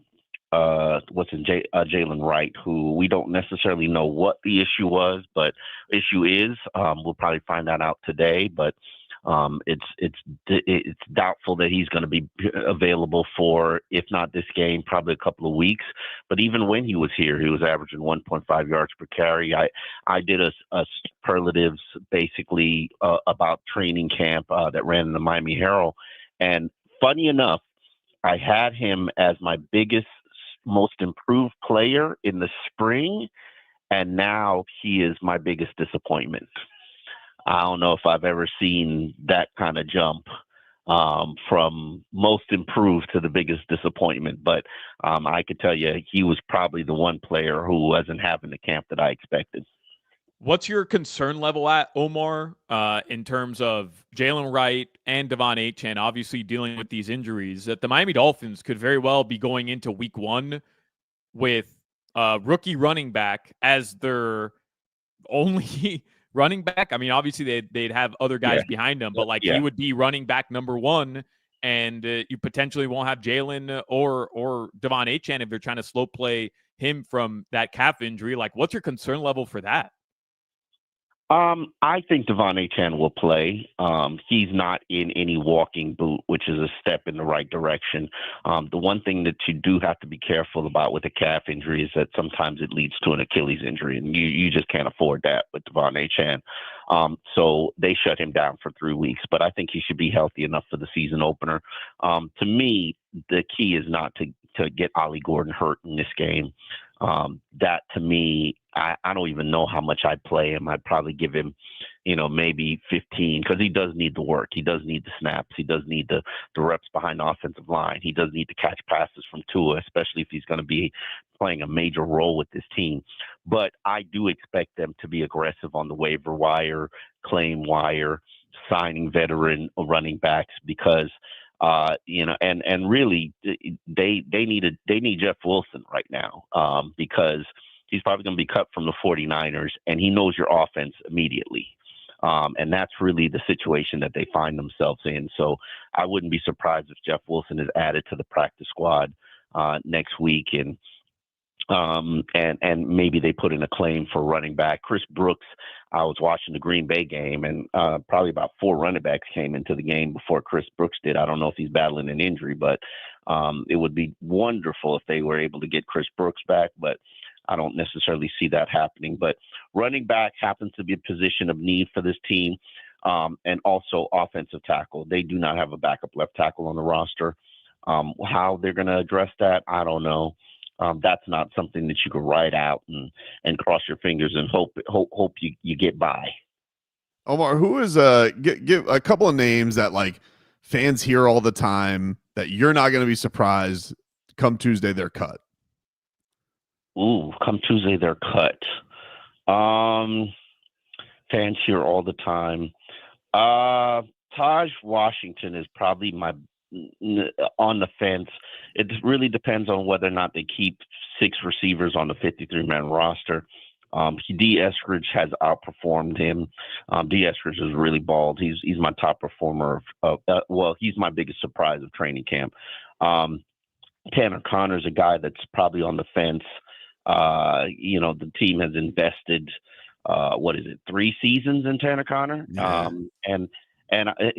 Don't do that man like that. What, man? How am I supposed? What is the proper reaction to Tanner Connor?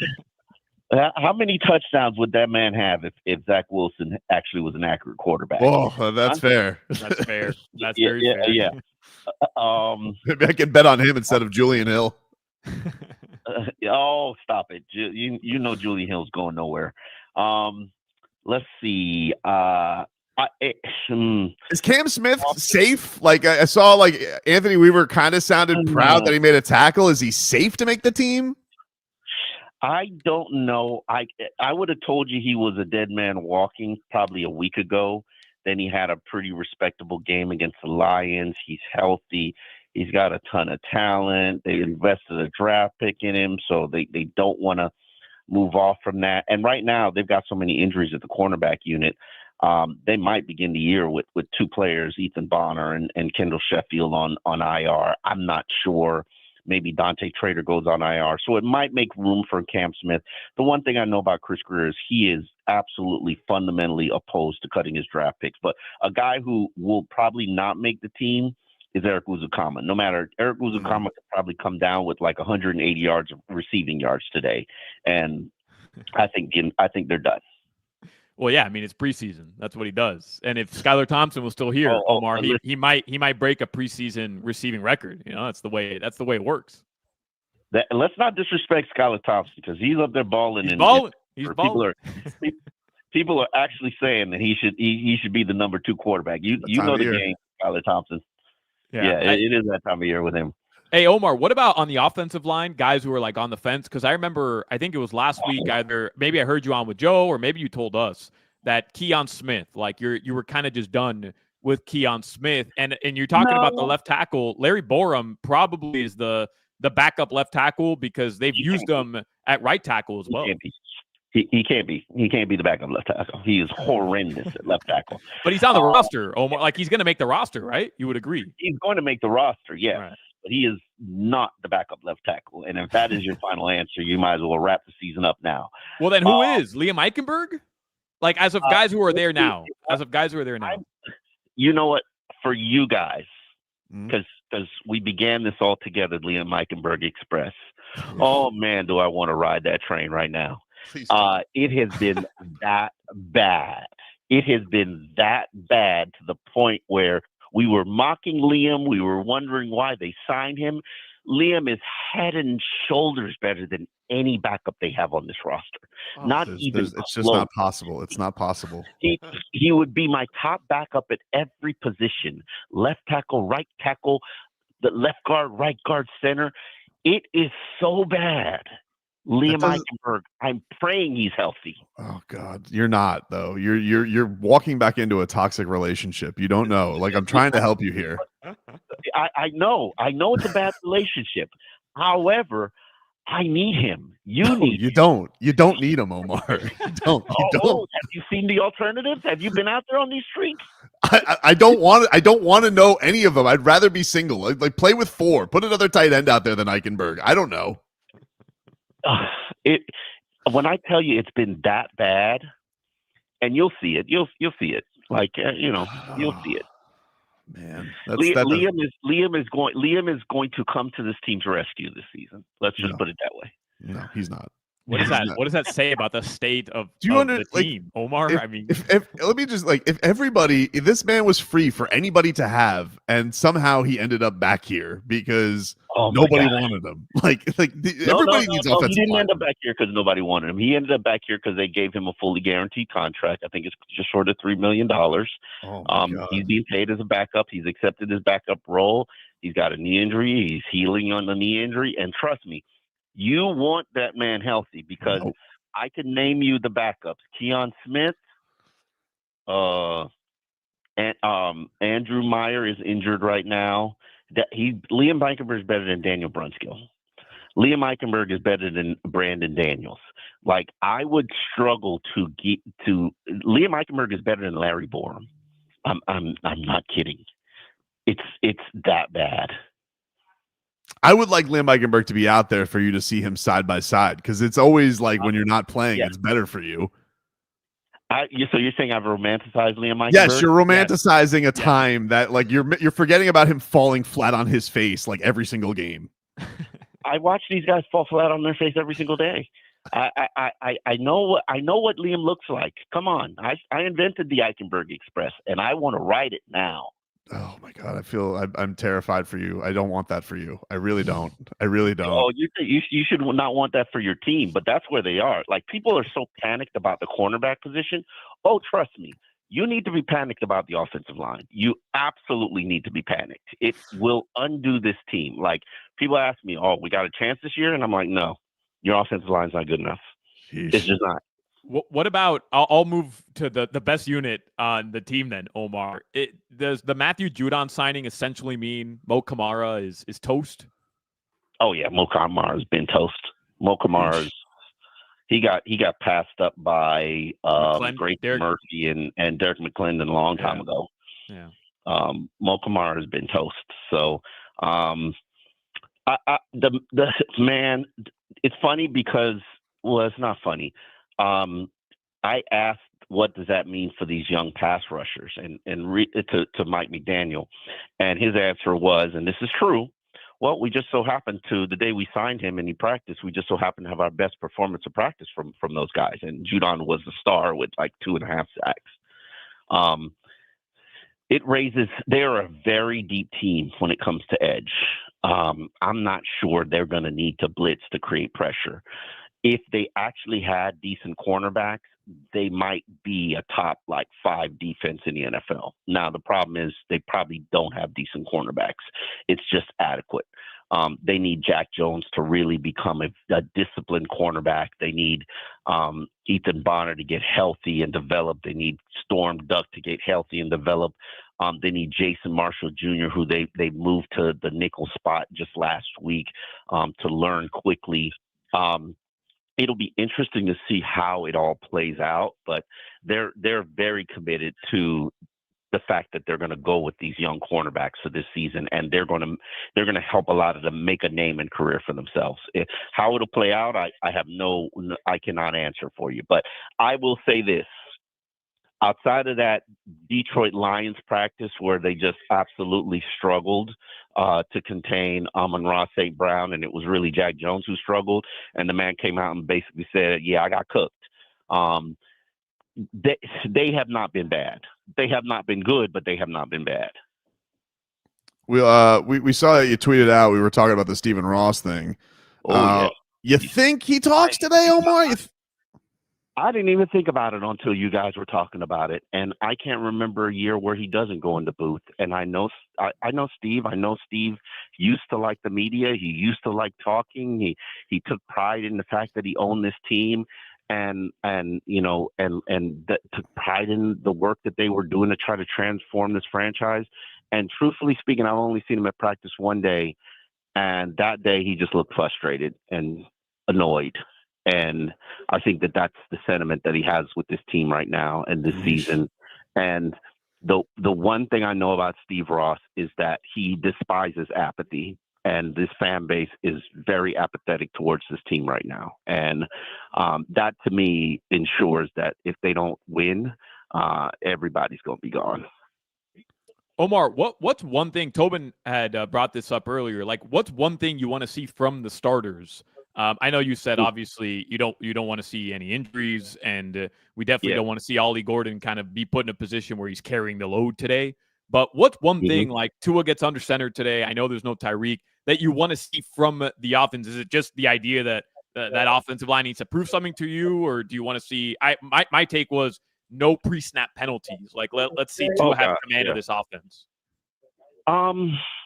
It'll come down to the one thing I've said since probably the beginning of this season, the process of building this team. If they can run the ball, they'll have a good team. So I want to see sustained push at the line of scrimmage. I know you don't have Austin Jackson, but you need to consistently get pushed at the line of scrimmage. You need to give Tua an extra second of time in pass protection. Like Tua shouldn't have to operate playing hot potato with the ball. Like that's not who his game is. So to me, the whole season comes down to the offensive line. And right now, the starting five is solid. They haven't had a chance to develop chemistry. Jonas Savaiinaea is going to get better eventually, but is he a finished product now? No. And I just don't see one, there's no depth. So the minute you start to get an injury or two, like, it's going to be struggle city. Like to me, Chris Greer has to go out and has to trade for somebody's offensive lineman and to help this team, because there is just not enough here. Omar, great piece on Zach Sealer. Read that today. Is the craziest thing about him that he bought land to return to the animals? No, because that fits him. The craziest thing about Zach is just how down to earth he is. I mean, you're talking about a guy with $67 million. I asked him if he was going to buy a new house because he's got a very you wouldn't believe Zach Sealer lives there kind of house experience. And he was like, we're good right now. And Zach is not somebody who the money is going to change. And I didn't expect that, but the humility that he operates with is really what makes him special. Like every day Zach comes out to work, even when he was going through the contract situation, every day Zach comes out to work. Every day Zach is trying to set the standard for those defensive linemen, those young defensive linemen. And that's why people don't understand why it was so important for them to address the contract situation, because Zach sets the tone Zach's one of those players who sets the tone for the team. Like if Kenneth Grant and Zeke Biggers and Jordan Phillips just do what Zach Sealer does, they'll be good players. Like literally all they got to do is follow Zach and they'll be good players. And I wish every unit had that, because, people don't realize this, but the veterans teach the young players. Like, for instance, this cornerback room, they're the blind leading the blind. There's nobody in there. Like literally, there's nobody in there. So even their position coach, like he's green as hell. So okay, who's going to help that unit overcome their adversity when the adversity finally hits? Because the adversity is going to hit. Remember when Cater Kohu got absolutely cooked by Stephon Diggs? Yep. Who's going to help him come out of that mental space? And somebody's going to get cooked. Oh, it's going. Who's gonna provide them that veteran leadership guidance? They got nothing. Hey, Omar, Like speaking of that though, do you feel like Minka's comfortable back in Miami right now? Like I mean we haven't played a snap yet, but just based on vibes, it was kind of I'd say a rocky start a little bit. He didn't really meet with the media, and then he kind of came out and gave the whole statement. Like, do you feel like Minka's happy to be here now? Are the vibes good with Minka? Minka's trying. Minka comes off like a guy whose love of his life just broke up with him, and he's trying to move on to his next relationship. But deep down, he's still thinking about his old boo and missing his old boo. Classic Love Island conundrum, you know. He's over at Casa Amor, but he wants to be back at the villa.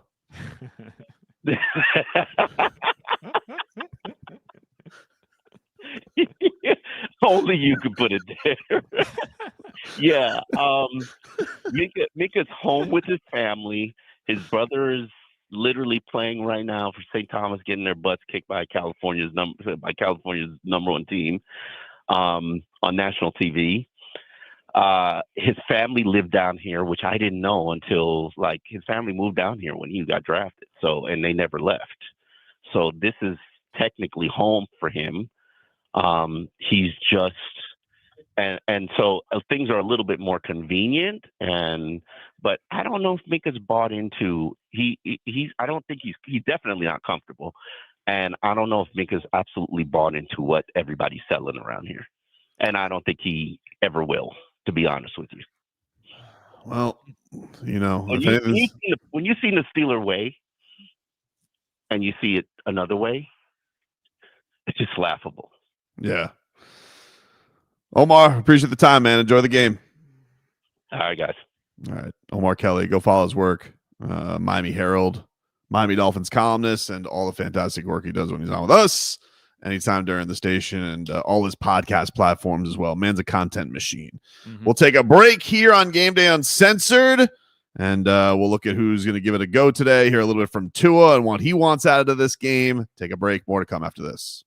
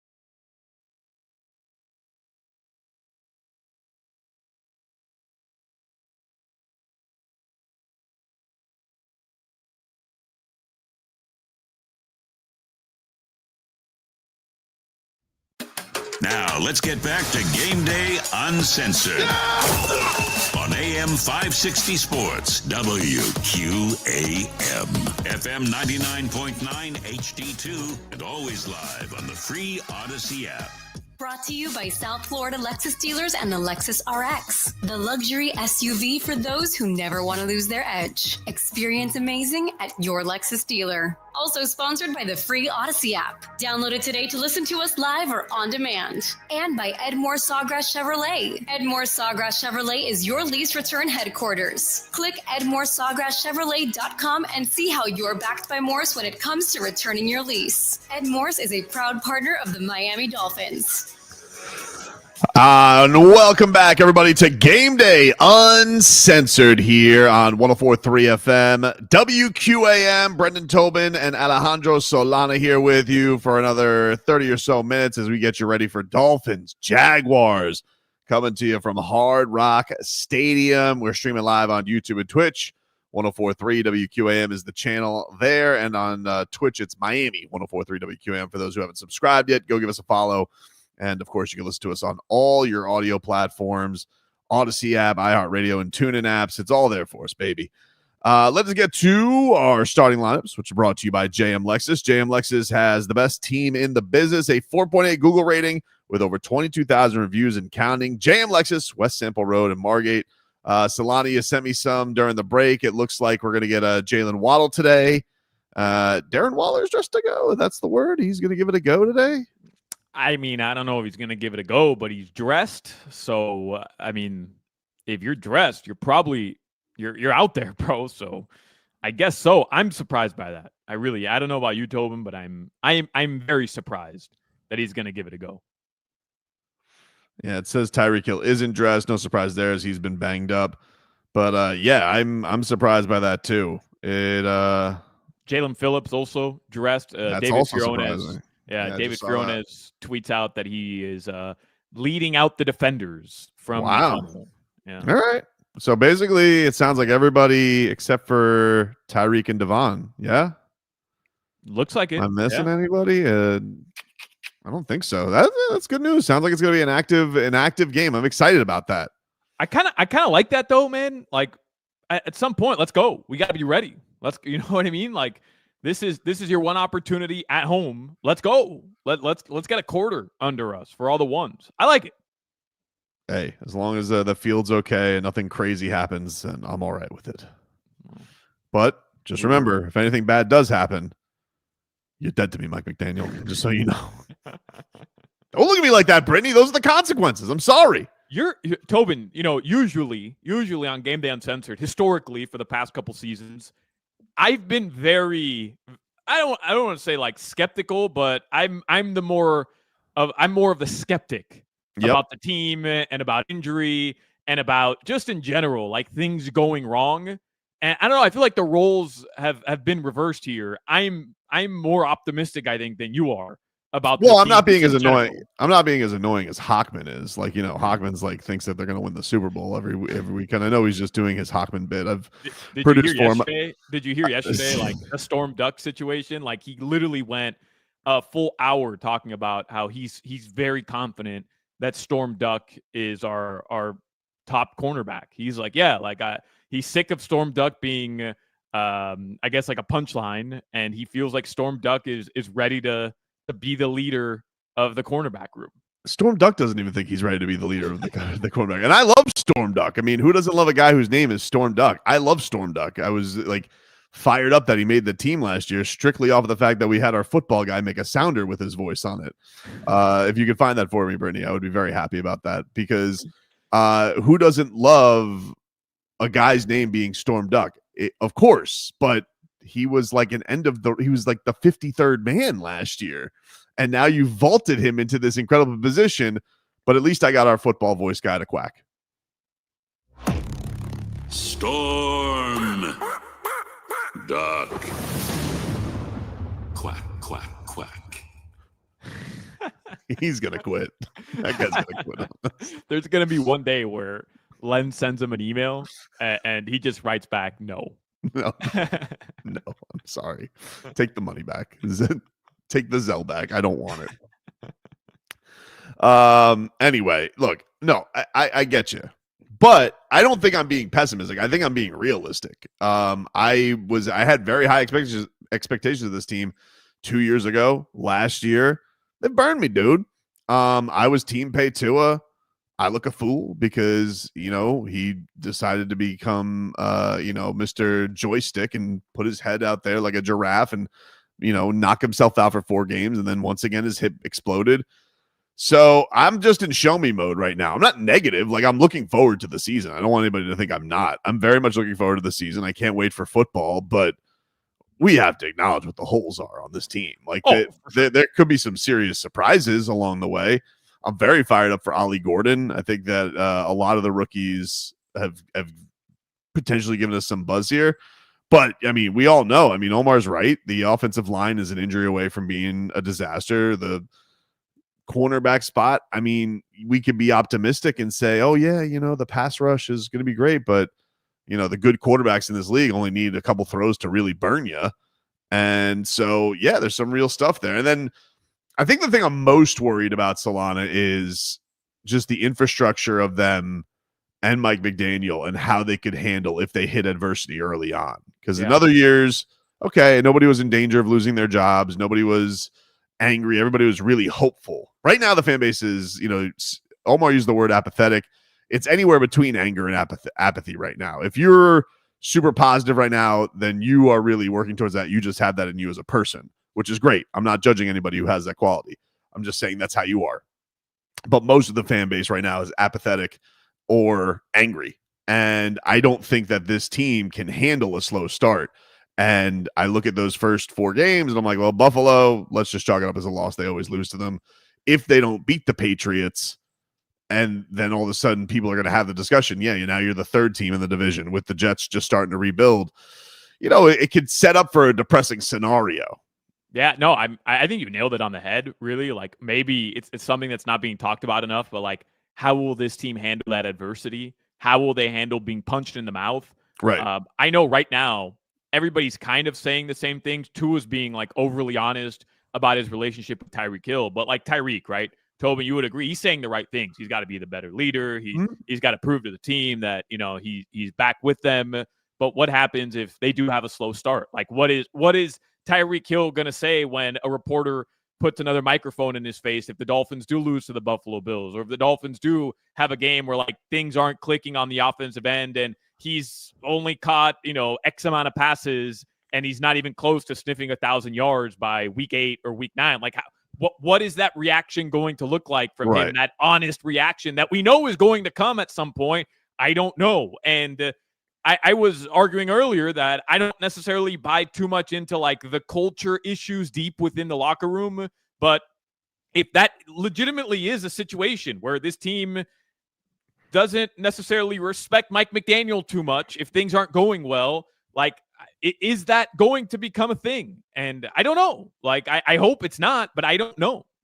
Yeah, I mean, unless Tyreek is really on this other side of 30, though, and like he's going to fall off a cliff, I think he's going to bounce back just fine. I really do. I think that he's going to put up pretty strong numbers. I think, I see these lists and they're like, oh, he's not a top 10 receiver anymore. I'm like, all right, now we're getting a little crazy. Like, he had a down year where he was hurt and the quarterback was hurt. Like, come on, dude. Let's be real about it. He's still one of the most dangerous things to touch a football field. He really is. Yeah. And it's the reason why you put up with all his bull bleep, because he's an intoxicating watch. As long as but look, sometimes athletes hit a certain age and it's just they fall off. Maybe that's hit, but I don't think so. I'm not ready to do that with him yet. We'll hear a little bit from Tua. We'll get his thoughts coming into this preseason game number 3. When we come back, we'll predict a game ball, and we'll get you ready for this finale. Back with more Game Day Uncensored after this. Hey, if you're listening to us on WQAM AM,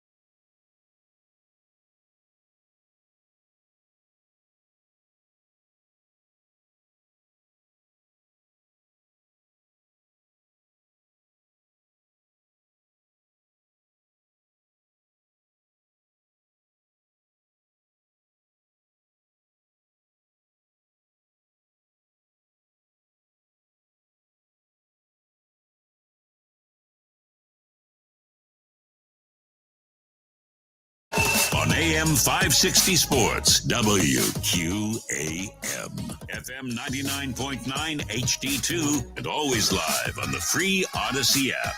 Game Day Uncensored is sponsored by Southern Lexus Dealers. Find your summer getaway at the Lexus Golden Opportunity Sales Event. Get offers on select models through September 3rd. Also sponsored by the free Odyssey app. Download it today to listen to us live or on demand. And by Edmore Sawgrass Cadillac. When it comes to returning your lease, Edmore's has your back. Edmore Sawgrass Cadillac is your lease return headquarters. Click EdmoreSawgrassCadillac.com. Ed Morse is a proud partner of the Miami Dolphins. And welcome back, everybody. It's Game Day Uncensored here on 104.3 FM WQAM. Brendan Tobin, Alejandro Solana here with you. Brittany Rodriguez done a fantastic job producing for us here today as we are getting ready for Dolphins and Jags from Hard Rock Stadium. Final preseason game. We'll get to our player to watch here in just a second, which is brought to you by the Lexus Golden Opportunity Sales Event. Get offers on select models now through September 2nd and learn more at Lexus.com. Solana, you have a couple more of injury updates that have flown in from the beat writers. What do we got here? I just want to start really quickly with the Jaguars. So we know like they're not playing any of their guys. And for those of you who were hoping to see Travis Hunter, the wide receiver and cornerback, we know he didn't practice and he's out. But Joe Shad just posted a tweet from the Palm Beach Post. Jaguars who won't play tonight. And he just lists all the players. 37 guys are out for the Jacksonville Jaguars. So this is not the Dolphins ones going up against starting caliber opponent. Well, that's going to put high expectations then that they better perform well. Right. No, I mean, 100% this Dolphins team. I'm not saying that this has to, be 100-0, but just as far as Tua and the ones being out there for that first drive, the defensive front, the cornerbacks, like they should look like the better team, significantly better team early on. But as far as guys who also aren't suiting up, we talked about Tyreek Hill. We know Austin Jackson's not suiting up.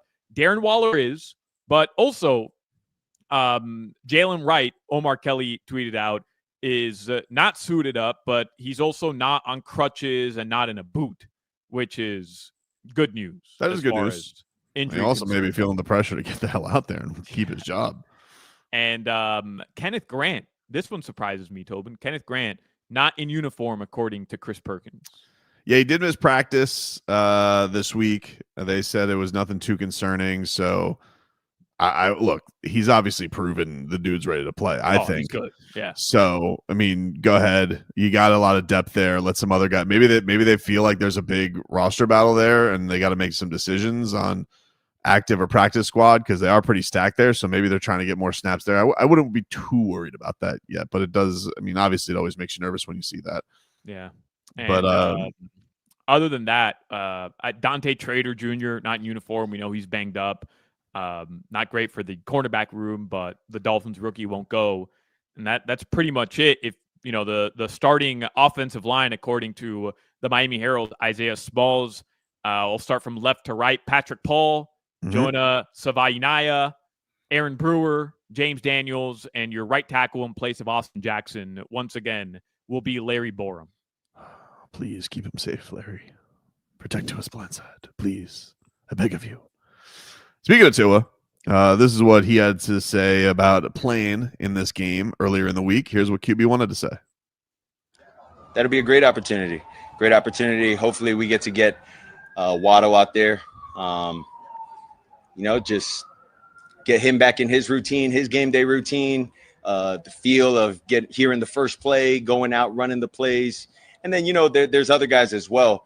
But, there's a lot of injuries and things going on of that nature. So you're going to have to maneuver through who's going to be in there, who's not going to be in there, the risk reward of that as well.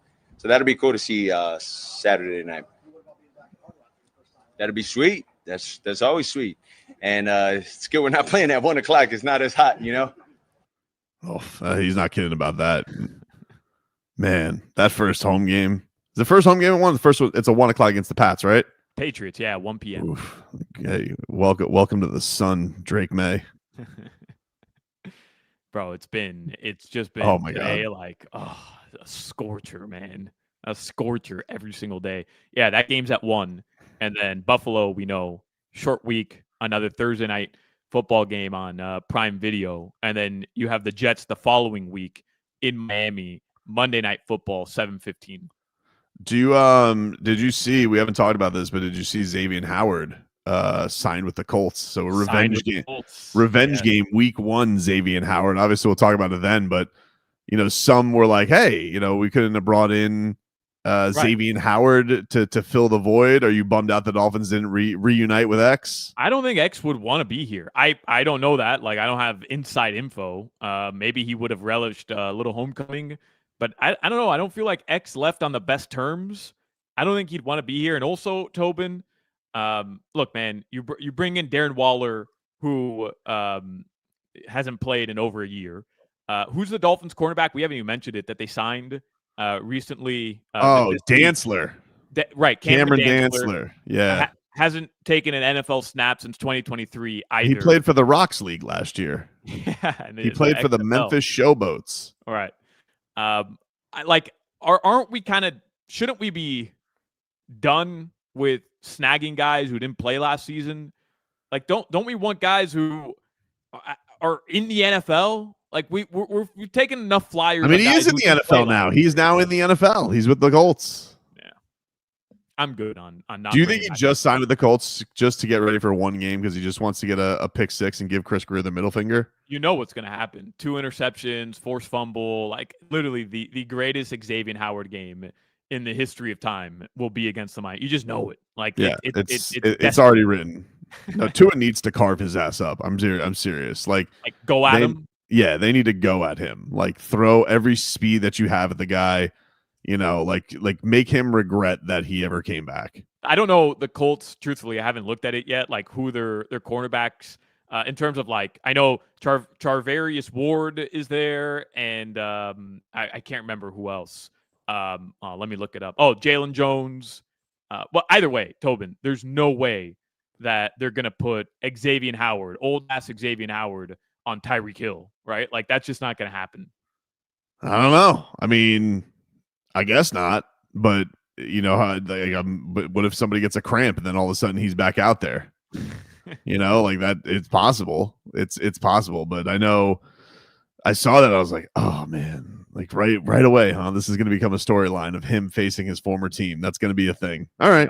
Yep. We'll have to deal with that. The other preseason happening today, the Browns, they wrapped up. Shedeur Sanders supposedly did not look fantastic in his preseason finale after sitting out the last game. I saw him running for his life. Looked like he was opining for Colorado offensive line, which was not good last year, by the way. That's how much he was running backwards. Probably going to be the story too, right? Like, you turn on whatever stunk.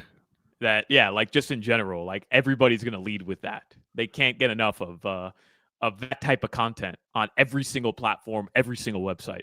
I'll give you a sports radio topic right here. Would you trade Quinn Ewers for Shedeur Sanders right now? Yes. I think I would too. That was a great first game. I heard you talking about it with Leroy, because Leroy had, I don't know if this was Thursday, Leroy had mentioned that there was some chatter up in Cleveland where he does radio hits, and obviously he's a legend up there, that there's some chatter that Shedeur might not make the 53. And that, which I don't buy into at all. I think that's baloney. But I mean, someone's gonna get cut, right? Like they got 4 quarterbacks. Kenny Pickett's a former first rounder, so like they're gonna cut either Pickett or one of the young guys.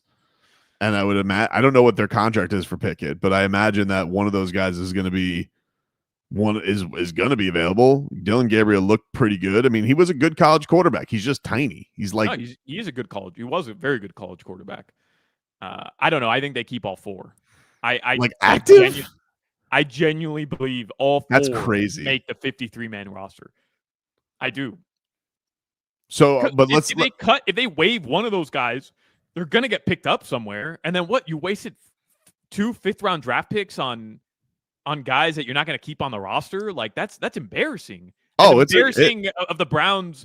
Like, everything that they do is embarrassing, but that's even more embarrassing. You wasted a fifth rounders, Tobin. I guess Dylan Gabriel went earlier, but like you wasted legit draft capital on guys that you don't even plan on keeping. Like what would be the point of that? I don't understand the point of starting Joe Flacco. I really don't understand. I guess that's just because Kevin Stefanski has been there forever, and so he just wants a chance with an old guy. But I don't even understand like why you're starting a 40-year-old. Well, what's the point of starting Daniel Jones? You know, like, I mean, genuinely, what is the point of starting Daniel Jones? I get it. He gives you a better chance to win, but like Steichen isn't saving his job with Daniel Jones, in my opinion. Like you drafted a guy in the first round with the 5th overall pick. You have to, at some point, either figure out, is he a good quarterback or is he not? And if he isn't, he keeps getting beat out by Daniel Jones and Joe Flacco in consecutive years. Right. You just got to move on. Like, literally move on. Yeah, I think the one thing with Daniel Jones, I guess you could make the argument for, is we've seen, like, the rehabilitated quarterback. Like, this is the argument for Zach Wilson, isn't it? It's like we've seen, you know, Sam Darnold. We've seen Geno Smith. We've seen Jared Goff. Like, they go to another place, a fresh start, and you know the pressure's not as much and they can do something. So that again, Joe Flacco starting at 40 when you have all these guys, you know, I get they're in a rotten situation that they built themselves because they gave $230 million to Deshaun Watson. But I don't know, man. I feel like I would at least start Kenny Pickett. I'd be like, hey, does Kenny Pickett work out here? And they're like, nah, Joe Flacco. That's how we're gonna, because you know he's gonna give you like 2 good games. He's going to Fitzpatrick it, and then like he'll turn into a time bomb. Yeah, absolutely. By the way, I saw a video of Deshaun Watson yesterday, like just in the Browns practice facility, throwing, running around, like basically trying to let everybody know that his rehab stint is going well. So what do you do with that? You know, next year, Deshaun Watson, like, I don't know what they're going to do. I genuinely have no idea. He's blown his Achilles twice. So you don't do anything. It's over. It's over. It's over. He's going to play for the Memphis Showboats once he's done getting checks. That's what's going to happen. It's over. Anyway, that was Game Day Uncensored, everybody. Solana, Brittany, fantastic job. We will talk to you guys in a couple of weeks for week number 1 against the Indianapolis Colts. And you guys can catch a post-game edition of Game Day Uncensored with Dan Day after us today. He'll bring you some coverage. He takes calls live, so you guys can check that out here on FM 104.3 WQAM. Enjoy the football, and we'll talk to you guys next time. And that's the last preseason Game Day Uncensored. It all starts for real in 2 weeks. But now, it's the Dolphins and Jaguars in Miami Gardens. We'll be back to talk about it after the game on the post-game show on FM 104.3 WQAM, Miami Sports Leader.